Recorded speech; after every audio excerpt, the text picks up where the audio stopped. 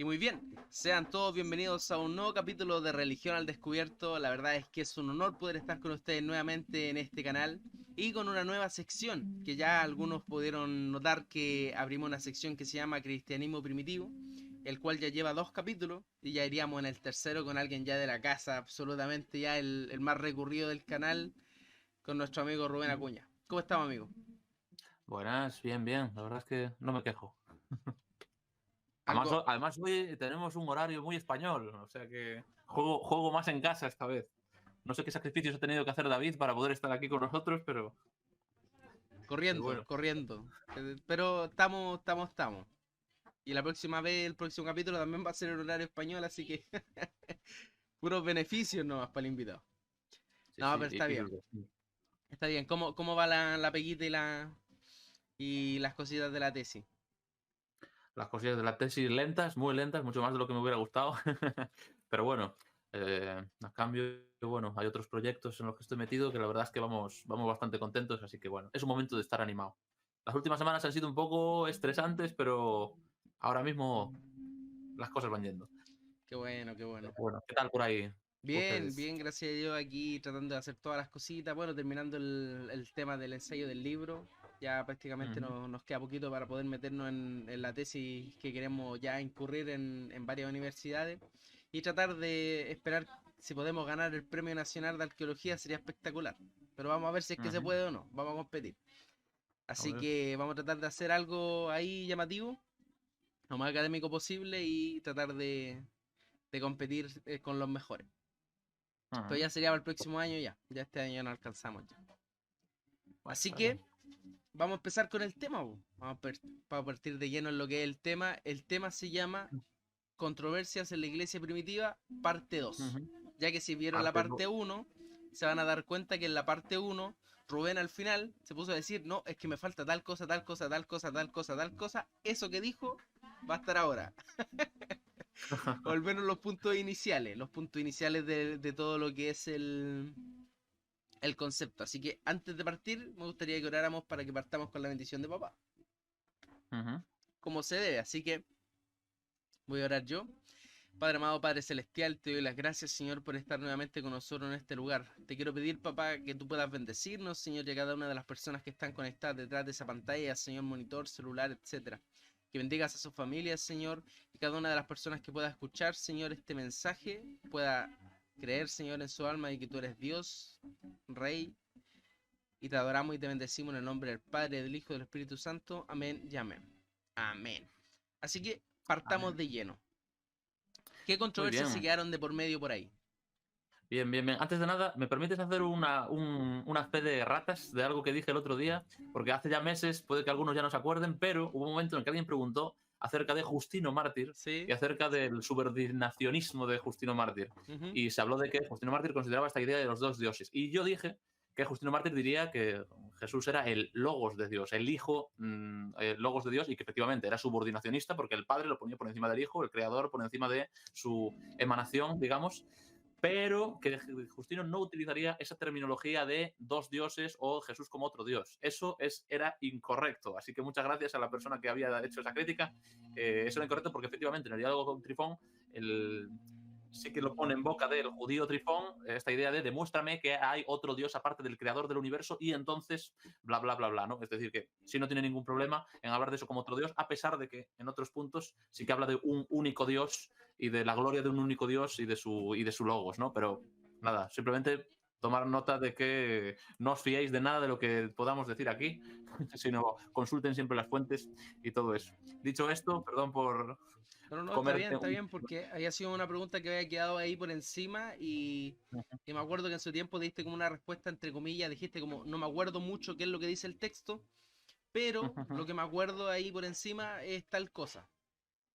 Sí, sí, sí, sí, exactamente. Después, al mismo tiempo, ya lo que decía, es decir, Justino también hace estas afirmaciones de que hay un único Dios, ¿no? Que se ha manifestado y lo seguimos por medio de su único hijo, ¿no? En este respecto, por ejemplo, pueden consultar la apología, la Habló. apología primera de Justino, el capítulo 14, ¿no? Sección 14, habla de que seguimos al único Dios increado por medio de su Hijo, ¿no? Es decir, que a pesar de que hay momentos en los que habla de eso como otro Dios, sigue recalcando la idea de que hay un único Dios, lo cual recuerda en realidad bastante a la forma que tenían a veces de tratar el tema algunos autores del Nuevo Testamento, que muchas veces hablan de el Padre como de Dios y hablan de un único Dios y un único Señor, refiriéndose al Hijo, ¿no? Lo cual podría hacernos pensar, pero entonces son dos, pero al mismo tiempo hablan de que en realidad Dios es uno y, bueno, ya saben esto, ¿no? La Trinidad, pero creo que no vamos a invertir tiempo en esto porque hay otros canales otros vídeos en este canal en el que tratan mejor el tema, así que consúltenlo.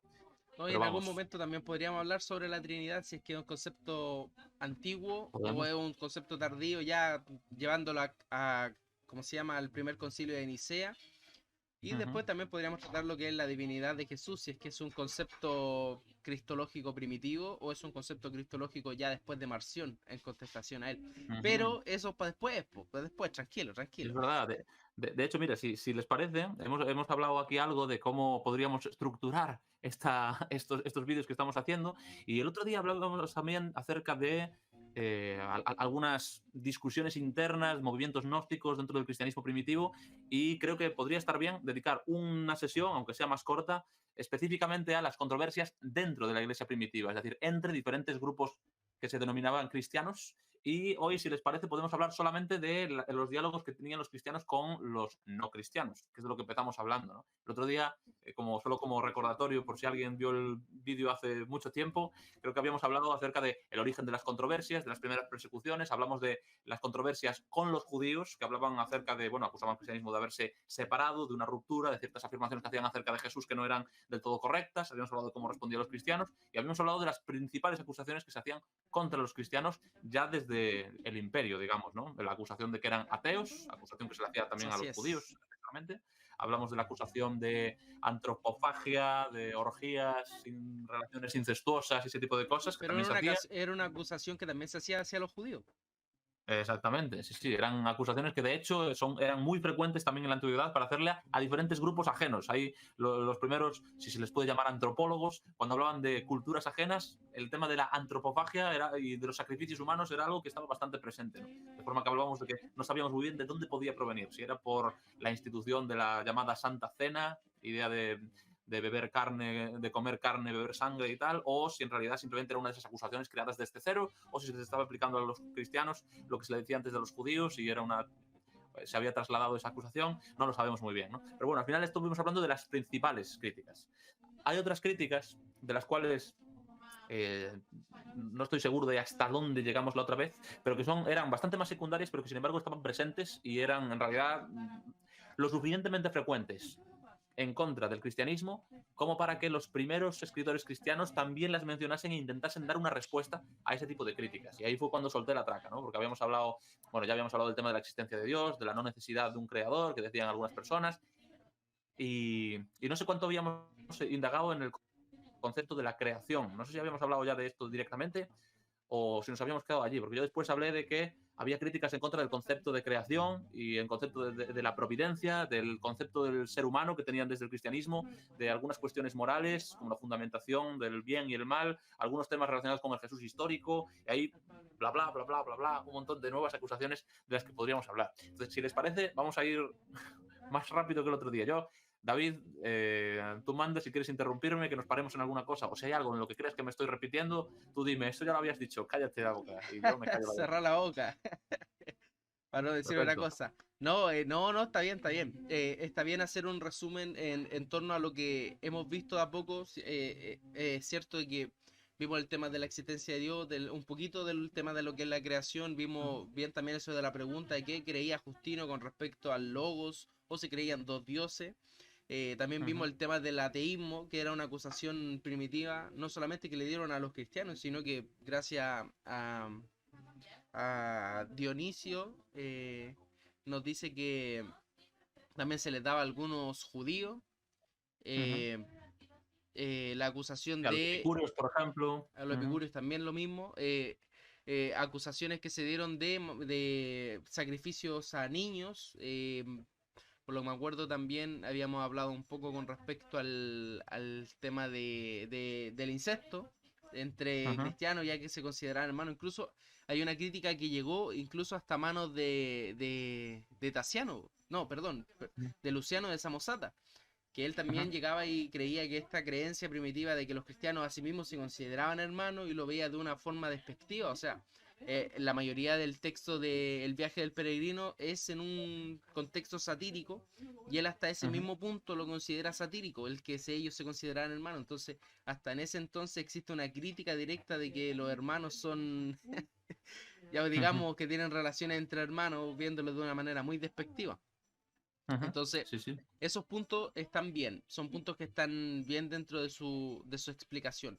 Vayamos con lo siguiente. ¿Qué otras críticas tú crees que pueden haber dentro de esta iglesia primitiva que fueron bastante fuertes en su tiempo? Bien, bien. Pues hubo algunas cuestiones en relación con, por ejemplo, el juicio final, que para muchos griegos era una novedad completa. Es decir, aquí podemos entrar en muchas ideas que los cristianos tenían, que vemos dentro del propio Nuevo Testamento, algunas de ellas, pero que constituían una ruptura tan grande con la filosofía grecolatina que parece que levantaron algunas ampollas y hubo gente que se opuso a esto. Y lo comprobamos por dos razones. Una, que hay algunos autores, esto lo hemos hablado ya un poco la vez anterior, ¿no? Algunos autores que no eran creyentes y que escribieron acerca de esto, ¿no? Autores como, bueno, ya hemos citado algunos ejemplos, como Luciano y como Celso y como, bueno, algunos personajes de algunas obras satíricas también. Y también lo sabemos porque los propios cristianos respondían a esas cosas, ¿no? Entonces, por ejemplo, en cuanto a la creación, creo que ya algo habíamos hablado, ¿no? El concepto, digamos, griego del origen del mundo tenía que ver con la ordenación de una materia preexistente que ya estaba ahí, porque esta idea que tenemos a día de hoy de que la materia ni se crea ni se destruye, bueno, no con esa fundamentación física, pero los griegos también la tenían. Del no ser no se puede extraer el ser, porque el no ser ni siquiera es, bueno, aquí habría diferentes escuelas, ¿no? Pero los cristianos hablaban de que del no ser físico, digamos, Dios había hecho algo físico. Y no es que hubiese una materia anteriormente que se había trasladado al presente, sino que de hecho antes no había nada y Dios crea ex nihilo, ¿no? Esto creo que ya hemos citado aquí a Celso, ¿no? Hablando de que Dios no puede hacer nada mortal, y en ese sentido esto era una novedad. Pero además los cristianos creían que Dios era preservador de lo creado. Y de esto creo que no hemos hablado. Si no, ya digo, interrúmpanme. Pero los cristianos no solamente creían que Dios había creado el mundo, contra lo que algunos piensan hoy. Hoy en día muchas personas piensan que los cristianos hablamos de que Dios actuó milagrosamente al principio, creando el ser y dando existencia al mundo, y después simplemente lo deja para que funcione siguiendo unas leyes. Sin embargo, los primeros cristianos lo que creían acerca de esto era que Dios no lo deja al amparo de unas leyes, sino que Dios lo sostiene a través de esas leyes. Le sonará seguramente a algunos algunas citas bíblicas en las que habla de que Dios sostiene todo lo creado por medio de su palabra de poder, y esa idea se mantiene todavía también en algunos de los primeros cristianos y surgen algunas críticas en contra de ello, porque es lo que llamamos normalmente la providencia de Dios, la idea de que Dios está pendiente de cada una de las cosas que pasan en el mundo y mantiene todo en funcionamiento. Hay algunas críticas muy directas. Una de ellas es la de Cecilio en la obra del Minucio Félix, que aquí, bueno, no voy a por ella, pero en esta obra de Minucio Félix, por ejemplo, aparece diciendo que ese Dios suyo de los cristianos, que no pueden ni mostrarnos ni ellos mismos ven, se lo imaginan inquiriendo diligentemente la conducta de todos, las acciones de todos, las palabras y aún los ocultos pensamientos, discurriendo de acá para allá, presente en todas partes, ¿no? Y habla de que eso es ser importuno, inquieto y hasta imprudentemente curioso, como quiera que asiste a los hechos todos y anda errante por todos los lugares. Es decir, para alguien como este personaje de Cecilio, la idea de que Dios estuviese pendiente de todo lo que pasa en el mundo era algo contrario a la idea de la divinidad. Algunos recordarán, si han estudiado Aristóteles, por ejemplo, la idea del Dios aristotélico, que como es un ser perfecto, solamente puede pensar en lo perfecto y por lo tanto no va a pensar en el mundo, que es corruptible. El ser perfecto solamente acaba pudiendo pensar en sí mismo, porque es lo único que es verdaderamente perfecto. Y si algo imperfecto entrase en su mente, pues en fin, ya se imagina la crítica, ¿verdad? Eso fue un motivo de ruptura. Y algunos autores griegos, de hecho, reflexionaron bastante acerca de cómo lo perfecto puede influir en lo imperfecto. ¿En qué sentido Dios, siendo perfecto, puede ser un motor del mundo tal y como lo conocemos, ¿no? Los aristotélicos en general consideraban que Dios mueve el mundo porque es la causa final, es decir, que todo gira hacia la perfección y por lo tanto todo se está acercando a la perfección del ser perfecto. Y en ese sentido sí que de alguna manera el ser perfecto afecta a lo imperfecto, pero siempre sin pensar en lo imperfecto. Había también las visiones platónicas que encontramos, por ejemplo, en el Didascalicos de Alcino y en bueno, el platonismo imperial que era lo que imperaba en el momento en el que el cristianismo empezó a desarrollarse, en el que ya se hablaba de que por mediación de, digamos que las ideas, la idea del bien, que era la idea suprema, la idea suma de la que otras ideas de alguna manera participaban o a la que de alguna manera otras ideas se acercaban, pues a través de por mediación de las ideas y por la implantación de las ideas en los objetos del mundo, de alguna manera es como si todos los objetos participasen de la perfección, pero nunca de una forma plena. Es decir, podríamos hablar de copias, podríamos hablar de seres derivados, podríamos hablar de seres que no es que se hayan alejado de la perfección, sino que simplemente no la alcanzaban, pero participaban de ella, ¿no? Y eso era también una posible explicación.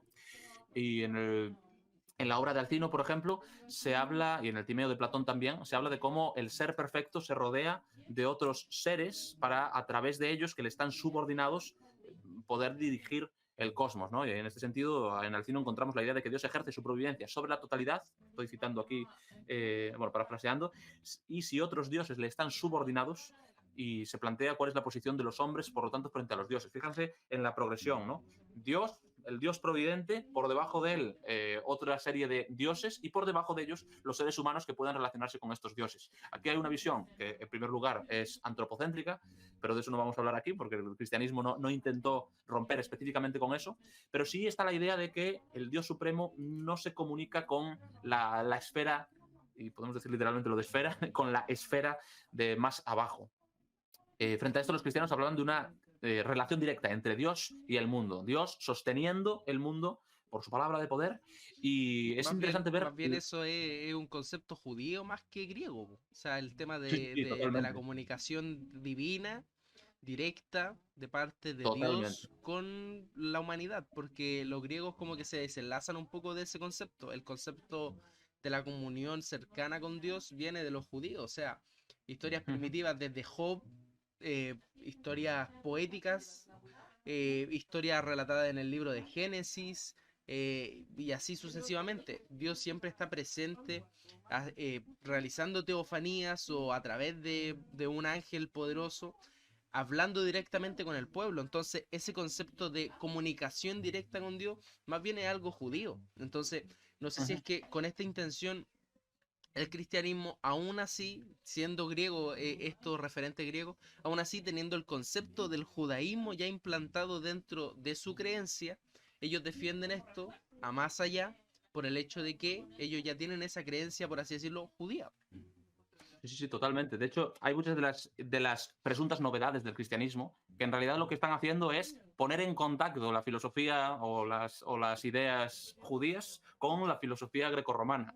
Es decir, que el cristianismo en algunos sentidos no es tan novedoso como a veces se piensa. Pero claro, digamos que los cristianos y judíos tenían una visión un poco diferente de cuál era el plan de Dios para el mundo.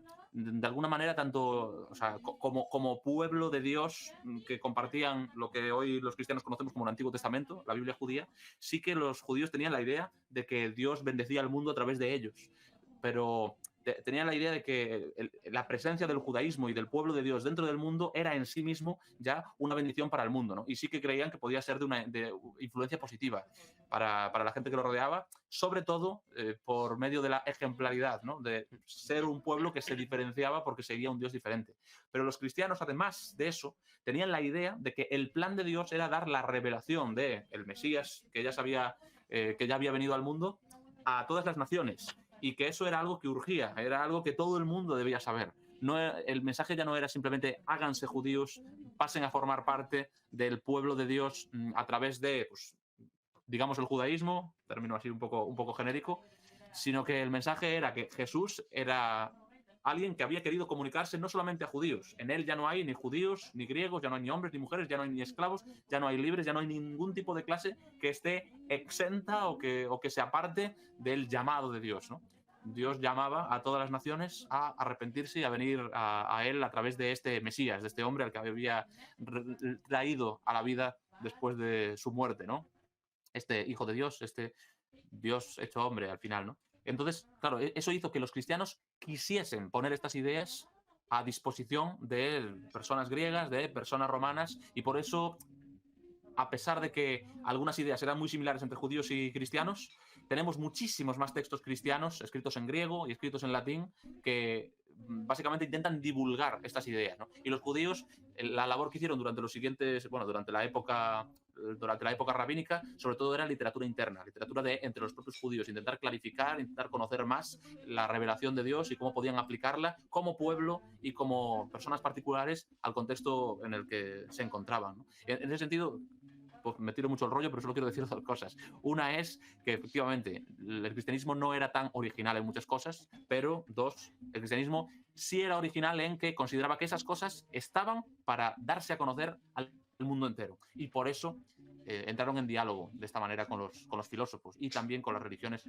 de su tiempo, pero sobre todo Eso, con el punto de las ideas. eso es directo. Yo por lo menos sé que la corriente del cristianismo empieza y nace dentro del movimiento gentil, por un hecho de que el gentil tiene una aseveración con el tema de la escritura, con el tema de la transmisión directa hacia mismas personas de su entorno, y es, por ejemplo, pensar que el cristianismo se hubiera expandido por parte de los judíos directamente. En la escritura del Nuevo Testamento hubiera llegado recién en el siglo tercero, siglo cuarto, posiblemente. Porque los judíos quizás tienen un poco de atraso con el hecho de escribirlo, ocupan más su tradición oral directamente. Por eso el tema del rabinismo es solo tradición, tradición, tradición, tradición, y después se comienza recién a escribir tradiciones que son antiguas. Entonces es lógico que el cristianismo nace dentro de una comunidad gentil, específicamente griega, que ellos son más del tema de lo que es la escritura y el tema de lo que es el tema de expandir lo que es esta comunicación universal de salvación. Y no dependiendo de si eres judío o no, pues esa misma frase, ya no hay griego, no hay gentil, no hay mujer, no hay hombre, sino que hay una unidad, hay un compuesto de personas que ya están viajando hacia el tema de una salvación única. Entonces sí es interesante eso y saber que, bueno, también algo que se puede decir fácilmente es que el cristianismo no es original. La mayoría de las ideas del cristianismo están reflejadas dentro de lo que es el judaísmo y del rabinismo. Hay ideas que están casi idénticas dentro de los dos lados, sobre todo cuando se Sí, sí, habla sí. del Mesías. Y les tengo una sección que se llama, ahí en el canal, tengo una sección que pueden ir a verla. Hay muchas cosas que dicen los rabinos con respecto al Mesías que nosotros confirmamos de manera rotunda. Así que Ujú.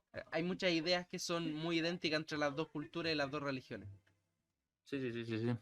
Sí, totalmente. O sea, al final el cristianismo es un desarrollo con una teología de cumplimiento del judaísmo, ¿no? Los primeros cristianos consideraban que, bueno, había diferentes grupos, ¿no? Algo de eso hemos hablado, acerca de la ruptura y la continuidad, ¿no? Pero consideraban que simplemente estaban siguiendo los principios que había dicho el propio Dios de la Biblia judía, el Dios de los judíos, el Dios de Abraham, de Isaac, de Jacob, que por fin había cumplido sus promesas y eso hace que ahora podamos desarrollar más lo que pensamos acerca de él, pero el Dios es el mismo, ¿no?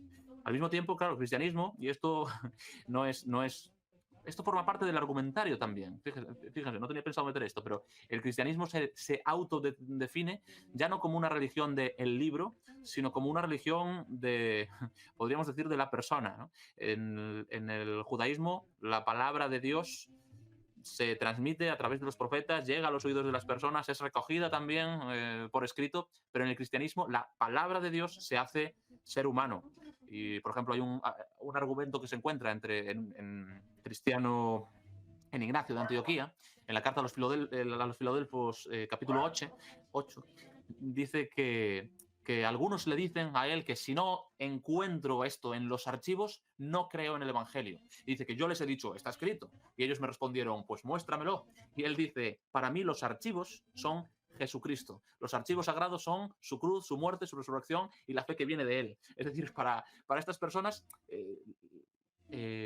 Jesús era la palabra de Dios revelada a las personas de una forma muy clara. A veces se habla de cristianismo, judaísmo, islam como religiones del libro, y en el caso del islam habría que ponerlo entre comillas, porque luego se supone que el Corán es verdaderamente la revelación no denigrada ni tergiversada de Dios, y entonces ya sería de libros, pero en el cristianismo también hay que ponerlo entre comillas, porque a pesar de que tenemos la Biblia como libro sagrado de revelación directa de Dios, al mismo tiempo, en realidad, seríamos personas de Cristo, por encima de ser personas de la Biblia, ¿no? Al menos tal y como lo veía, en este caso, Ignacio, ¿no? Es decir, no se era cristiano por creer en un libro sagrado, se era cristiano por creer en Jesús, específicamente, del que hablaban, efectivamente, era a quien apuntaban los libros sagrados del judaísmo, que predecían que el Mesías vendría, y a quien también era quien apuntaban pues, los escritos que tenían los propios cristianos, que más tarde acabaron formando parte de lo que hoy llamamos el Nuevo Testamento, ¿no? Entonces, sí, totalmente. Bueno, aquí solo pretendo complementar aquí lo que dices, totalmente No, de está bien, acuerdo. está bien, está bien. No me acordaba de ese concepto. Y bueno, el cristianismo en general, por eso se llama cristiano. O sea, el Ujú, concepto del cristianismo, bueno, primero se le llamó cristiano en Antioquía, según el libro de Hechos, después se le llamó nazareno. O sea, bueno, y antes ujú, los del camino. Y me imagino que ese concepto va muy relacionado al paulinismo, más que cualquier otra cosa. El punto aquí es que siempre la figura céntrica de lo que es el cristianismo es Jesús. No hay otra cosa, o sea, todo se va desligando de lo que dijo él y lo que dijeron de él aproximadamente ujú, los escritores de los evangelios y Pablo específicamente. Y otros ujú, autores ya, por así decirlo, autores más confirmados que otros anónimos. Pero el punto ujú. céntrico Sí, del sí, cristianismo es Jesús. Entonces el punto sí. de los cristianos es tratar de defender su persona y tratar de Ujú, tener a esa persona en el puesto que se merece. Por eso existe tanta discusión en esta época, bueno, en el tema del cristianismo como tema de libro. Sí es importante determinar que el cristianismo tenía un punto céntrico de la escritura, tenían un amor por el tema de la escritura, incluso ujú, Tertuliano dijo en su tiempo que tenía copias originales dentro de su archivo. Entonces, si ujú, hay un amor por la escritura, Ireneo también dijo que en su tiempo tenía copias originales de Apocalipsis en sus manos. Entonces, ujú, sí hay un amor por la escritura, pero hay un amor más grande por la figura de lo que es Jesús de Nazaret. Entonces, sí es rotundo eso. ¿Qué otra ujú. objeciones podríamos ver dentro de la iglesia primitiva? Bueno, queréis decir algo, Sí, dilo no, dilo no. no, sí, totalmente. De hecho, es que me estaba recordando un argumento cristiano que utilizaban en aquel tiempo, y por terminar con esa parte de las escrituras, de hecho, bueno, antes de nada, terminar con el tema de la providencia, porque una de las respuestas que dieron los cristianos a esto, y respondiendo a los aristotélicos y a Eurípides, por ejemplo, tanto Atenágoras como Taciano, uno en la Legación 25, tengo aquí alguno, y otro en el Discurso contra los griegos, 2:1, criticaron que al poner el concepto del dios de Aristóteles y Eurípides, por ejemplo, lo que era un dios limitado, porque estaban poniendo límites a su providencia, ¿no? De manera que en su intento de construir teóricamente un dios perfecto, en realidad lo que estaban consiguiendo era tener un dios imperfecto por estar limitado en su propia providencia, ¿no? Y lo mismo encontramos en, por ejemplo, pues, las críticas de Teófilo en Autolico, el tercer libro, capítulo 7, a Ebémero, a Epicuro, a Pitágoras, la idea de que están poniendo límites a la providencia de Dios. Otra vez vemos la diferencia de concepto de Dios que hay entre cristianos y entre personas no cristianas, ¿no? Entre personas no cristianas está la idea de los dioses totalmente limitados, y luego está la idea de un Dios que se define de una forma muy particular, ¿no? Y entre los cristianos la idea es de un Dios que cualquier característica que puedan reunir los dioses del politeísmo las puede acoger y no las rechaza, sino que las tiene todas porque no tiene límites, pero que al mismo tiempo no es como todos esos dioses, es un concepto distinto de esto que creo que el otro día en religión con, con Enrique de Adictos a la Filosofía habló un poco, ¿no? De esta idea de no se trata de un dios más que podamos eliminar o algo así, sino que el monoteísmo en realidad tiene algunas particularidades. Bueno, de eso ya hemos hablado algo, ¿no? Entonces, nada, simplemente decir eso. El tema de la providencia de Dios fue un motivo primero de críticas contra el cristianismo, pero al mismo tiempo también se convirtió en una bandera que los cristianos defendían criticando a los pensadores griegos. Y fíjense que no estamos hablando de que estaban criticando a la religión, sino que estaban hablando contra las teorías filosóficas que se consideraban más elevadas en aquel tiempo, ¿no? Los cristianos era con quienes se medían. Eh, Después, otra cuestión relacionada también con la creación, hablamos de creación, hablamos de la preservación de lo creado, es decir, de la providencia, y podríamos criticar, fue criticado también la idea del futuro que tenía la creación, porque los cristianos consideraban, es decir, la idea del fin del mundo, ¿no? Y ahí hay varias críticas que se podía decir. Los cristianos creían en un juicio final donde Dios instauraría, primero, Jesús vendría para instaurar su reino, porque los cristianos compartían con los judíos la idea de que cuando venga el Mesías, él restaurará todas las cosas, se dará la paz y toda una serie de cosas. Los cristianos la compartían totalmente, eso. Y consideraban que eso ya lo había inaugurado Jesús en su primera venida, pero creían también que Jesús vendría más adelante de nuevo para instaurar plenamente su reino e iniciar el periodo que ya no iba a tener fin nunca, ¿no? Y en ese momento en el que llegase, habría un juicio final, y esta idea era totalmente judía, ¿no? Ya la encontramos dentro del judaísmo, la idea de que los muertos se levantarían, la idea de la resurrección y, y algunos para la vida eterna con Dios y otros no. Esta idea los cristianos la compartían y recibió también varias críticas, diría de dos tipos sobre todo. Una con respecto al juicio y otra con respecto a la idea de la recreación de todas las cosas y la resurrección. Con respecto al juicio, entran algunos conceptos más. Había personas que no estaban de acuerdo con el juicio entre los romanos porque consideraban que el hado, en realidad, es decir, el destino, era lo que lo definía todo. Ya que tengo aquí al lado de este libro, por ejemplo, en el Octavio Minucio Felix aparece esa idea, ¿no? La idea de que puede no ser justo hablar de un juicio final porque si las personas al final no son totalmente libres de escoger qué es lo que hacen y de escoger qué principio seguir, entonces va a ser injusto la idea de un juicio, ¿no? En Justino Mártir, por ejemplo, también se ve que Justino critica estas ideas. Y tanto Justino como también, por ejemplo,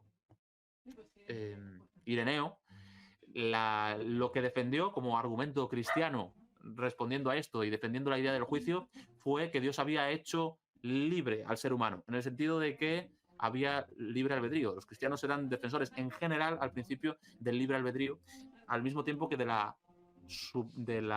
providencia de Dios. Algunas personas Ahí pensarían... tengo una pregunta. Esto es una Dale, dale. pregunta ya un poquito más acá de las pinzas ya, por así decirlo. Uh-huh. Hoy actualmente hay una discusión aseverada con respecto al calvinismo-arminianismo. Una cuestión pero así, pero sublime. Una discusión Sí, de sí. siglos. La pregunta es la siguiente. Yo entiendo que en la iglesia primitiva hay mucha creencia con respecto al tema del libre albedrío. Aunque en el Nuevo Testamento no se mencione nunca explícitamente. La pregunta es la siguiente. ¿En la iglesia primitiva existe esta creencia o hay creencias divididas? En la iglesia primitiva sabemos mucho menos de lo que nos gustaría sobre este tema concreto, porque cuando los primeros cristianos hablaban sobre la libertad que había gracias a Dios, normalmente el énfasis no lo ponían en el libre albedrío, sino en la libertad que Cristo da. Todos los temas sobre el libre albedrío, en alguna medida podemos deducirlas nosotros de dos cosas. Una es la idea de la responsabilidad del ser humano, que ahí sí que eran muy enfáticos los primeros cristianos, ¿no? De que el ser humano era responsable de lo que hacía y que no tenía excusa por haber rechazado a Dios. En ese sentido, nosotros hablamos del libre arbitrio, del libre albedrío. Ellos no hablaban del libre albedrío, pero sí de que el ser humano es responsable de lo que hace, ¿no? Pero claro, al final... eso no era una defensa directa del libre albedrío. Y cuando hablaban de la libertad, en un sentido los cristianos sí pensaban que los seres humanos no somos totalmente libres porque consideraban que el pecado había corrompido nuestras mentes. Esta es una idea que está muy, muy presente en Pablo, por ejemplo, ¿no? Y está presente, por ejemplo, en Jesús cuando habla en el Evangelio de Juan de que él puede hacer libres a las personas. En Segunda de Pedro, por ejemplo, también habla de cómo uno es esclavo de lo que le ha vencido. Aquello que le vence es lo que le esclaviza, ¿no? De forma que al ser el ser humano pecador, pues ya no somos totalmente libres y de hecho estamos esclavizados al final de nuestras malas decisiones, de las consecuencias de nuestras malas decisiones, puede uno, como dice Romano en Romanos 7, como dice Pablo en Romanos 7, ¿no? Que puedo querer hacer el bien y no puedo, y al final lo que no quiero hacer, eso es lo que acabo haciendo, ¿no? Esta lucha interna es porque no soy plenamente libre. Y el anuncio que hacían los cristianos era que Jesús podía hacer a las personas verdaderamente libres. Esto lo decía Jesús en el Evangelio de Juan, ¿no? Si el Hijo os libertare, si el Hijo os da libertad, entonces seréis verdaderamente libres, ¿no? Libres del pecado, libres de las malas consecuencias del pecado, libres de lo que Pablo llamaba nuestra vieja naturaleza, nuestro yo corrompido que no nos permite ser lo que nos gustaría, libres para poder ser una nueva criatura, ¿no? Sin las ataduras que teníamos antes, ¿no? Y libres para ser hijos, que eso es un énfasis que también está muy en el Nuevo Testamento, ¿no? La idea de ser siervo versus la idea de no ser solamente siervo, sino ser hijo de Dios, ¿no? Con la libertad como hijos. Entonces, claro, como los cristianos hacían tanto énfasis en eso, realmente no tenemos discusiones acerca del libre albedrío tan directas como nos gustaría. Ahora, hay algunos conceptos que no es que se estuviesen manifestando ni a favor ni en contra, sino que simplemente no se manifestaron, ¿no? Si queremos buscar entre los primeros cristianos discusiones acerca de la irresistibilidad de la gracia, por ejemplo, que es una doctrina calvinista, ¿no? La idea de que uno no puede decir que no al llamado de Dios, sí que los primeros cristianos parece que no, en general, no estarían de acuerdo con eso, pero es que tampoco era algo que se hubiesen planteado del todo, porque el concepto que tenían de la gracia era, por un lado, el carácter gratuito de la salvación de Dios y, por otro lado, la obra de Dios en las personas, que normalmente consideraban que, en un sentido, se aplicaba a todas las personas, porque Dios había mostrado su gracia para todos, ya con el hecho de crearnos, ya con el hecho de permanecer nosotros con vida, ya con el hecho de hacer que haya cosas buenas en el mundo, con el hecho de haberse revelado de alguna manera a diferentes personas. Hemos hablado algo ya de esto, ¿no? Por ejemplo, de estas ideas del logos de Justino van en esa línea, de cómo Dios ha mostrado su gracia, revelando algo de la verdad también a griegos y también a personas anteriores a que Jesús llegase. Y de forma muy especial, en los cristianos Dios había manifestado su gracia porque en Jesús habían recibido la salvación de Dios, ¿no? Habían recibido la salvación plena. Pero no se manifestaba ni a favor ni en contra de la irresistibilidad de la gracia porque esa idea simplemente no existía, ¿no? Respuesta Tampoco corta. se aplica. Respuesta ¿Cómo, corta. cómo? Respuesta corta. No se Oh, sabe mi mucho mapa. del tema. Vale, bien, bien, está bien. Estaba empezando la respuesta, iba Ay, a ay, dar por lo ay. menos 5 puntos, A pero ver, vale, dale, bien. dale, dale los 5 puntos. No nos metamos, no nos metamos. No, pero es interesante que hoy en día, aquí opina Rubén, ¿eh? No estoy hablando aquí ni como Ni, medievalista de ningún tipo ni ni nada, como pero team, ni como team.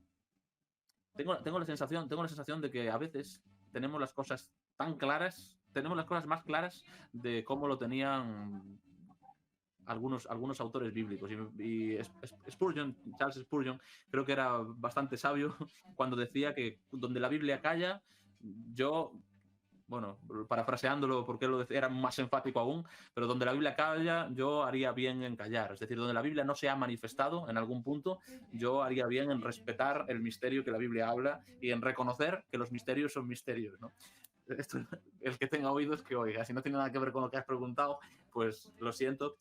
Pero bueno, al final la cuestión es que creo que parte de lo que nos divide, de lo que nos divide es que le damos peso a ciertas cosas a las que ni No tienen Jesús, ni Pablo, una ni Pablo importancia muy grande. le daban tanto peso como le damos hoy. Hay Por una muy importante. frase, aquí en Chilito, querido, hay una frase que dice: vive como calvinista, pero predica como arminiano. Es una Ya, ya. forma cúspide de poder calzar los dos tipos de ideas para poder entender qué es lo que realmente es el cristianismo. Porque el calvinista cree que uno es escogido por Dios directamente. Entonces vive como arminiano, piensa como que eres escogido por Dios y tiene una vida plena, pero predica como arminiano, o sea, predica que cualquier persona pueda llegar a la salvación a ser escogido. Y listo, y se acaba el problema, ¿viste?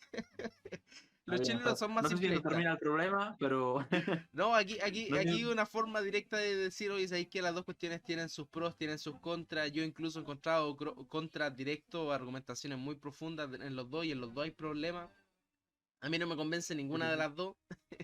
Yo creo que incluso yo agregaría una tercera, la de Master David, porque ninguna de las dos me convence en ningún aspecto.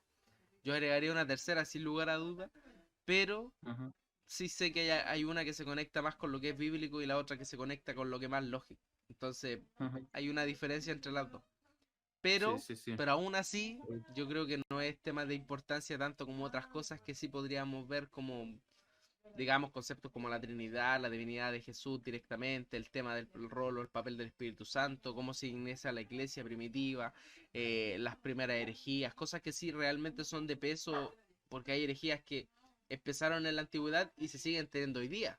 No es que desaparecieron de un día a otro, sino que siguen estando hoy día. Entonces son Totalmente. cosas que, esas cosas sí realmente deben tener un peso dentro de nuestra investigación académica y cristiana. Así Sí, que sí, está sí, bien, sí. está bien, está bien, está Sí, sí, bien hacer lo que dijo Spurgeon nomás. totalmente. Y por finalizar este punto, y aún a riesgo de De ser predicar, de funado. ponerme en modo predicador, pero solo 2 minutos, no sé si he hablado aquí, por ejemplo, de uno de mis textos favoritos, está en la carta a los romanos, y es un momento en el que Pablo se pone a hablar de algunas cosas que dividían a las personas, Romanos 14 y 15. Y hablaba de que había personas que creían que había un día especial por encima de todos los demás, y otros que consideraban que todos los días eran iguales. Unos pensaban que se podía comer carne, sacrificada a los ídolos seguramente, otros consideraban que no, vamos a comer solamente legumbres, ¿no? Y la forma que tiene Pablo en la Biblia, en la sagrada palabra de Dios, de responder a esto, en el capítulo 14, es: ¿quién eres tú para juzgar al siervo de otro? Porque si está en pie o se cae, es para su propio amo. Y se mantendrá en pie porque Dios es poderoso para mantenerlo en pie. Ninguno de nosotros vive para nosotros, para sí mismo. Ninguno muere para sí mismo. Si vivimos, vivimos para el Señor. Y si morimos, morimos para el Señor. Y le recomiendo a cualquiera que nos esté escuchando a que continúe leyendo esto, porque la reflexión sigue y acaba en el capítulo 15, hablando de: por lo tanto, aceptaos los unos a los otros, como también Cristo nos aceptó para la gloria de Dios. Esto es doctrina fundamental. Esto sí que es importante. Que podemos ser uno en Cristo, independientemente de que uno crea que se puede comer esto, el otro cree que se puede comer aquello, uno cree que hay que santificar ciertas fiestas, otro cree que no. Lo importante es tener claro lo importante, ¿no? Y lo importante es Jesús y cómo Él nos hace uno. Creo que esto no lo digo yo, creo que se ve claramente lo que dice Pablo. Pablo, Romanos capítulos 14 y 15. Ahí dejo la recomendación y dejo de predicar para continuar con el tema. Simplemente a modo de ejemplo, ¿no? Con respecto a este tema de la libertad humana, alguien que sí defendía lo que hoy llamaríamos libre albedrío, aunque no se mojaba con si tenemos libre albedrío hoy, sí consideraba, era Justino, como no, en la segunda apología, en capítulo 7, por ejemplo, critica al estoicismo precisamente por afirmar que todas las cosas acaecen, cito literalmente, afirmaron, no entendieron bien estas cosas y afirmaron que todas las cosas acaecen por necesidad del lado, del destino, ¿no? Pero contra esto argumenta que Dios creó libre al principio al linaje de los ángeles y de los hombres, ¿no? Y eso es lo que justifica la posibilidad de la justicia del juicio de Dios, ¿no? Que el ser humano ha sido creado libre, independientemente de que a día de hoy podamos estar esclavizados a ciertas cosas y podamos dejarnos llevar y seamos influidos por muchas cosas. El hecho es que Dios ha puesto algo en el ser humano, al ser, aquí esto no es la identificación que hace Justino, ¿no? Diría yo, al ser imagen de Dios, en algún sentido, la libertad se la ha dado a las personas por lo menos lo suficiente como para poder ser responsables, ¿no? De forma que en esta defensa del juicio final que hacían los cristianos iba unida también la defensa de la responsabilidad del ser humano y la posibilidad que tenía de tomar sus propias decisiones, ¿no? Y seguir a Jesús o no seguirlo. Entonces, bueno, esto era en algún sentido una novedad, ¿no? Era una defensa de algo muy específico como la libertad humana, pero dentro del marco amplio de un Dios que se ha revelado a las personas y que le pone una dirección a la historia que acabará todo Pero en sigue ocupando un este día ejemplo, final, ¿no? sigue ocupando un ejemplo de lo que es el judaísmo.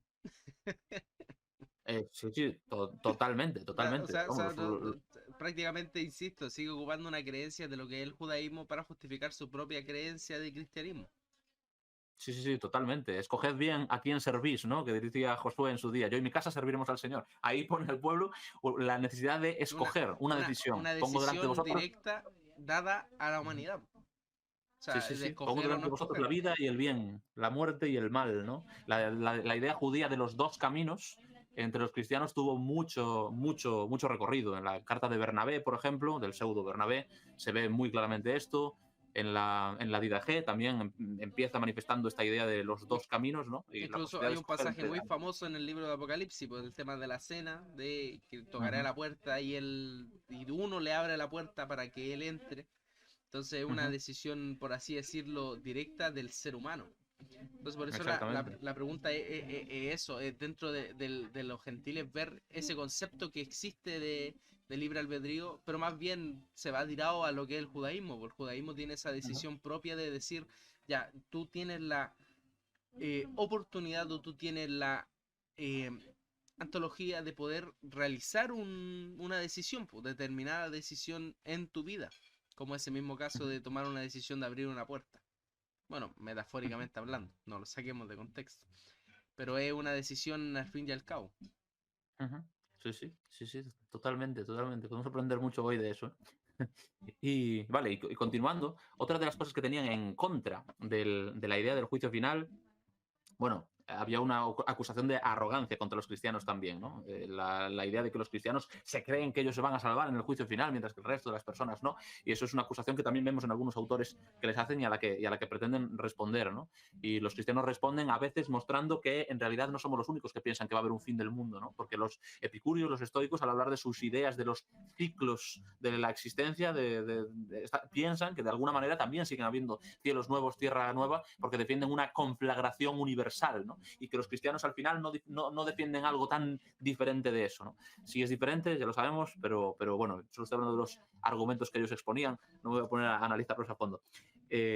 Ahora, el caso es que otra crítica que hacían era eh, porque esta idea de los cristianos acerca del futuro, de cuando llegase el fin de los tiempos, bebía totalmente del judaísmo, en que era mucho más materialista que las ideas griegas acerca de la vida eterna. Esto algo ya hemos hablado aquí, de cómo los griegos consideraban que el ser humano había un alma que sí que era inmortal, pero que todo lo carnal era algo mortal y que estaba, bueno, tenía sus días contados, ¿no? Y que algún momento llegaría a su fin. Algún día por fin seremos almas desencarnadas, no encerradas en este cuerpo mortal, sino que estaremos por fin en la incorrupción como seres espirituales. La idea de espiritual no sé si tal, pero bueno, por lo menos como seres, como almas, vaya. Los cristianos, mientras tanto, ellos veían a las profecías judías acerca del fin y las compartían plenamente. Ellos defendían la resurrección futura.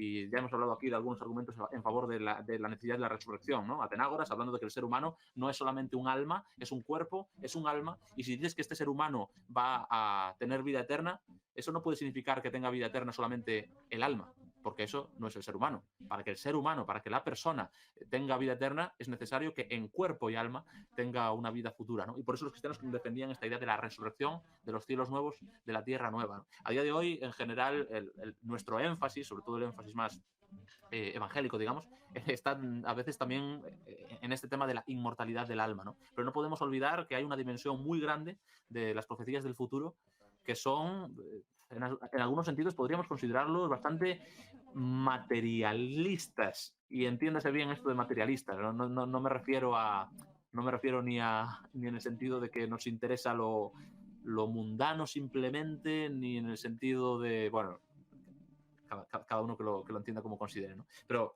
en las cartas de Pedro, por ejemplo, se ve esta idea de los cielos nuevos y de la tierra nueva. Es decir, que se conectaba la vida eterna y la inmortalidad con lo carnal de ahora, ¿no? Esto era razón por la que los griegos se burlaban de los cristianos por la defensa de esta idea de la resurrección, pero que se burlaban también por la idea de la nueva creación, que iba más allá de la creatio continua, ¿no? Pero bueno, sobre esto, como ya hemos hablado un poco cuando hablamos de la resurrección, pues mejor no me voy a alargar.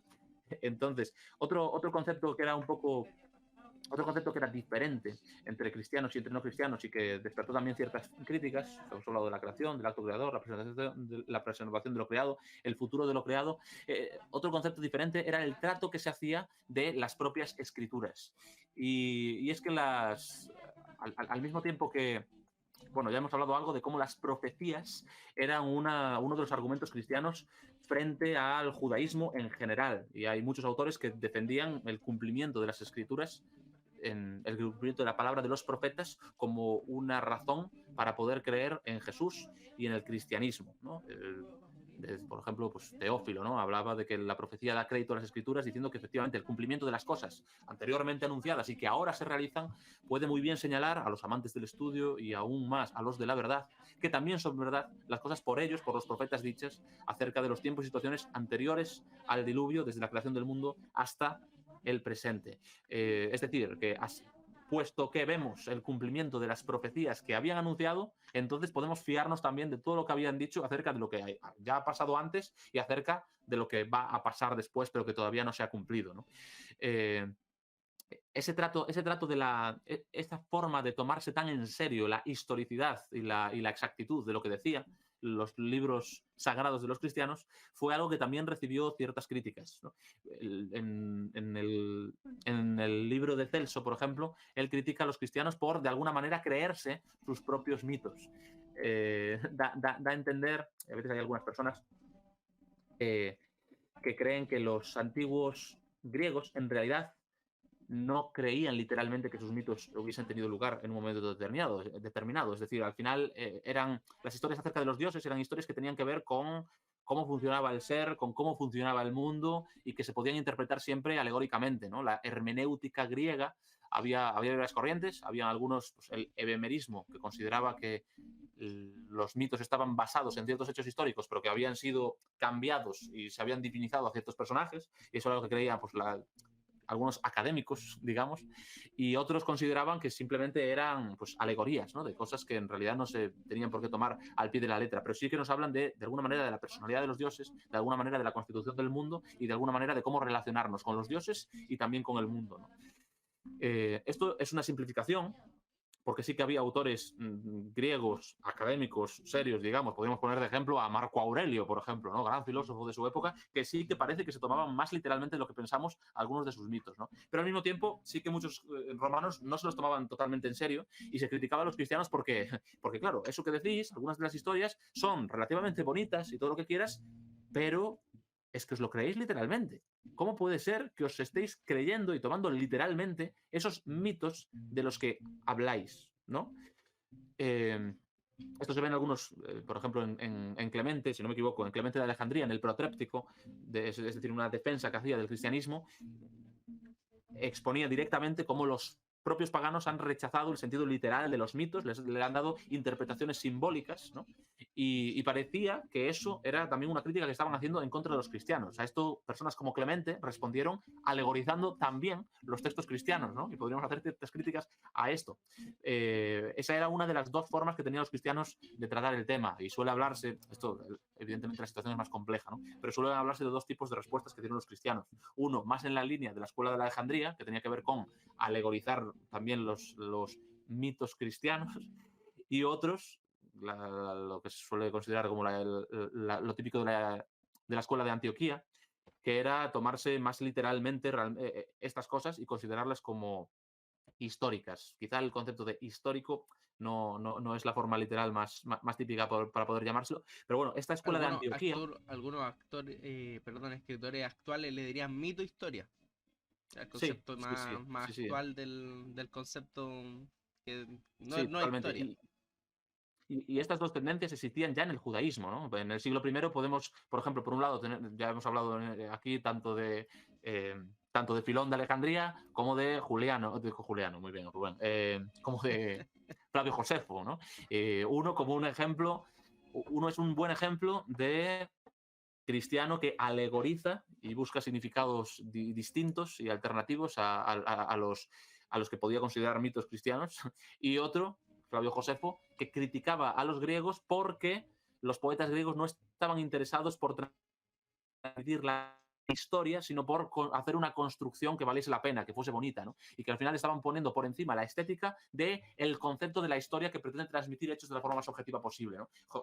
Josefo, eso era una crítica que pretendía hacer contra la historiografía griega en general, ¿no? Y él planteaba como alternativa las escrituras judías que sí pretendían transmitir hechos históricos, ¿no? Los primeros cristianos, por lo menos los escritores del Nuevo Testamento, parece que la línea que seguían era esta idea de Clemente de ponerse a alegorizar todo, no parece que sea seguida, por lo menos por los escritores de los evangelios, y por Pablo, y por Pedro, y por Santiago, en fin, no parece que sea la idea que tienen, ¿no? Ya hemos hablado aquí de que, pues, por ejemplo, tanto en el Evangelio de Lucas como en el Evangelio de Juan se hace la afirmación directa de que aquí se están transmitiendo hechos verdaderos, hechos que la palabra que yo utilizaría a día de hoy es históricos, ¿no? Ellos hablaron de, pues, lo que habían transmitido los testigos oculares que presenciaron estas cosas y estas cosas No, que entre nosotros ya hace han menos sido de muy una ciertas. semana, no, ¿cómo se llama? No, tuvimos aquí a Javier, que es Ajá. escéptico, y Javier admitía que el libro de Marco es un texto casi sin modificaciones, hablando respecto a crítica textual o hablando de escrituralmente, y que es un texto casi en pañales, por así decirlo, que no tiene como un revestimiento Ujú, teológico de por medio. Por ende, hasta ujú, tenemos un texto que es muy primitivo, que sería Marcos, que es un texto muy excelente para poder utilizarlo a la hora de demostrar algo histórico. Tenemos un Mateo y un Lucas que son textos excelentes, aunque sí con más agregado teológico del que quisiéramos. Y tenemos un Juan que, aunque la persona tienden a descartarlo por ser teológicamente ujú, eh, más revestido, es el segundo texto de los evangelios más confirmado por la arqueología. O sea, ujú, tampoco es un texto que está lejano a lo que es la arqueología, e ujú, incluso dentro de la investigación que estoy haciendo ahora de quién era realmente Jesús, cada vez que llegó a un punto, es como que el Juan el que aclara el punto. O sea, si no fuera por Juan, no tendríamos las cosas aclaradas. ujú, Por ejemplo, un caso rápido, así, el tema de por ejemplo, eh, ujú, deja acordarme, que hay varios puntos por ejemplo, ¿en ujú, qué época nace Jesús? Eh, el Evangelio de Mateo y el de Lucas nos dicen que es en la época de Herodes el Grande. Pero el único que ujú, nos dice, por ejemplo, una fecha estimada es Juan, cuando nos dice que el templo llevaba 43 años construido. Y ahí, por ejemplo, podemos interpretar de una manera específica dónde está situando Juan esa conversación ujú. primitiva. O, por ejemplo, no sé, casos determinantes Sí, como, sí. por ejemplo, dónde nació Jesús, donde él menciona como una conversación que no sabemos cómo tomarla. Entonces, Juan no necesariamente hay que descartarlo de antemano, sino que se utiliza Ujú. mucho al tratar de dar una respuesta en línea amplia con los sinópticos. O sea, Sí, tenemos sí, que sí. De hecho, ayudarnos con los sinópticos. hay quienes, de hecho, al intentar reconstruir cronológicamente el ministerio de Jesús, siguen a Juan por encima de los otros evangelios, porque, por ejemplo, en Juan hay 3 Pascuas presentes, ¿no? ¿Cuánto tiempo duró el ministerio de Jesús? ¿Un año? ¿2 años? ¿3 años? Por Lucas, Mateo y Marcos no lo sabemos, ¿no? Pero en Juan se ve que Jesús está presente en 3 festividades judías específicas, es la Pascua, y también que está presente en algunas otras festividades, y a partir de ahí hay quienes piensan que es la forma más rigurosa de construir bien la cronología, ¿no? Entonces, sí, sí, la verdad es que sí. Yo recomendaría, solo como recomendación, para poder pasar a otro tema también, que cualquiera que nos esté escuchando que considere que la Biblia es simplemente un conjunto de ideas de las que podemos extraer enseñanzas, pero que no pretende decir nada histórico, yo le recomendaría que leyese los evangelios, que la lea por sí mismos, y creo que va a ver qué carácter tiene, porque creo que puede pensar que los evangelios mienten, lo puede pensar, pero creo que la conclusión a la que va a llegar no va a ser que los autores pretenden transmitir enseñanzas filosóficas, porque lo que pretenden es transmitir cosas históricas que ocurrieron. Pero eso solo pueden descubrirlo acercándose por ustedes mismos. Así que les recomiendo de verdad que lo investiguen, porque vamos, es interesante. Entonces, bueno, de hecho, este tema de la defensa de la historicidad a través de los relatos es una aportación también que, evidentemente, entre los griegos también existían historiadores, también existían personas que querían transmitir la historia con criterios diferentes de los actuales, es cierto, pero hay quien piensa, y aquí, por ejemplo, cito a Vishal Mangalwadi, que, que el concepto que tenemos a día de hoy de historia no lo habríamos desarrollado si no fuese por la influencia de las tendencias judeocristianas, ¿no? Los judíos ya desde el principio parece que tenían esa intención de preservar la historia. Entre los judíos se le daba muchísima importancia a la memoria de las cosas pasadas, y esto se lo repetirás a tus hijos, ¿no? Y cada vez que celebres esta fiesta, no es simplemente una fiesta como un acto religioso y ya está, es un acto de memorial, de recordatorio, ¿no? Y el más joven de la casa le va a preguntar al anfitrión de la casa papá, ¿por qué hacemos estas cosas? Y entonces le responderá, porque con brazo fuerte nos sacó el Señor de Egipto, bla, bla.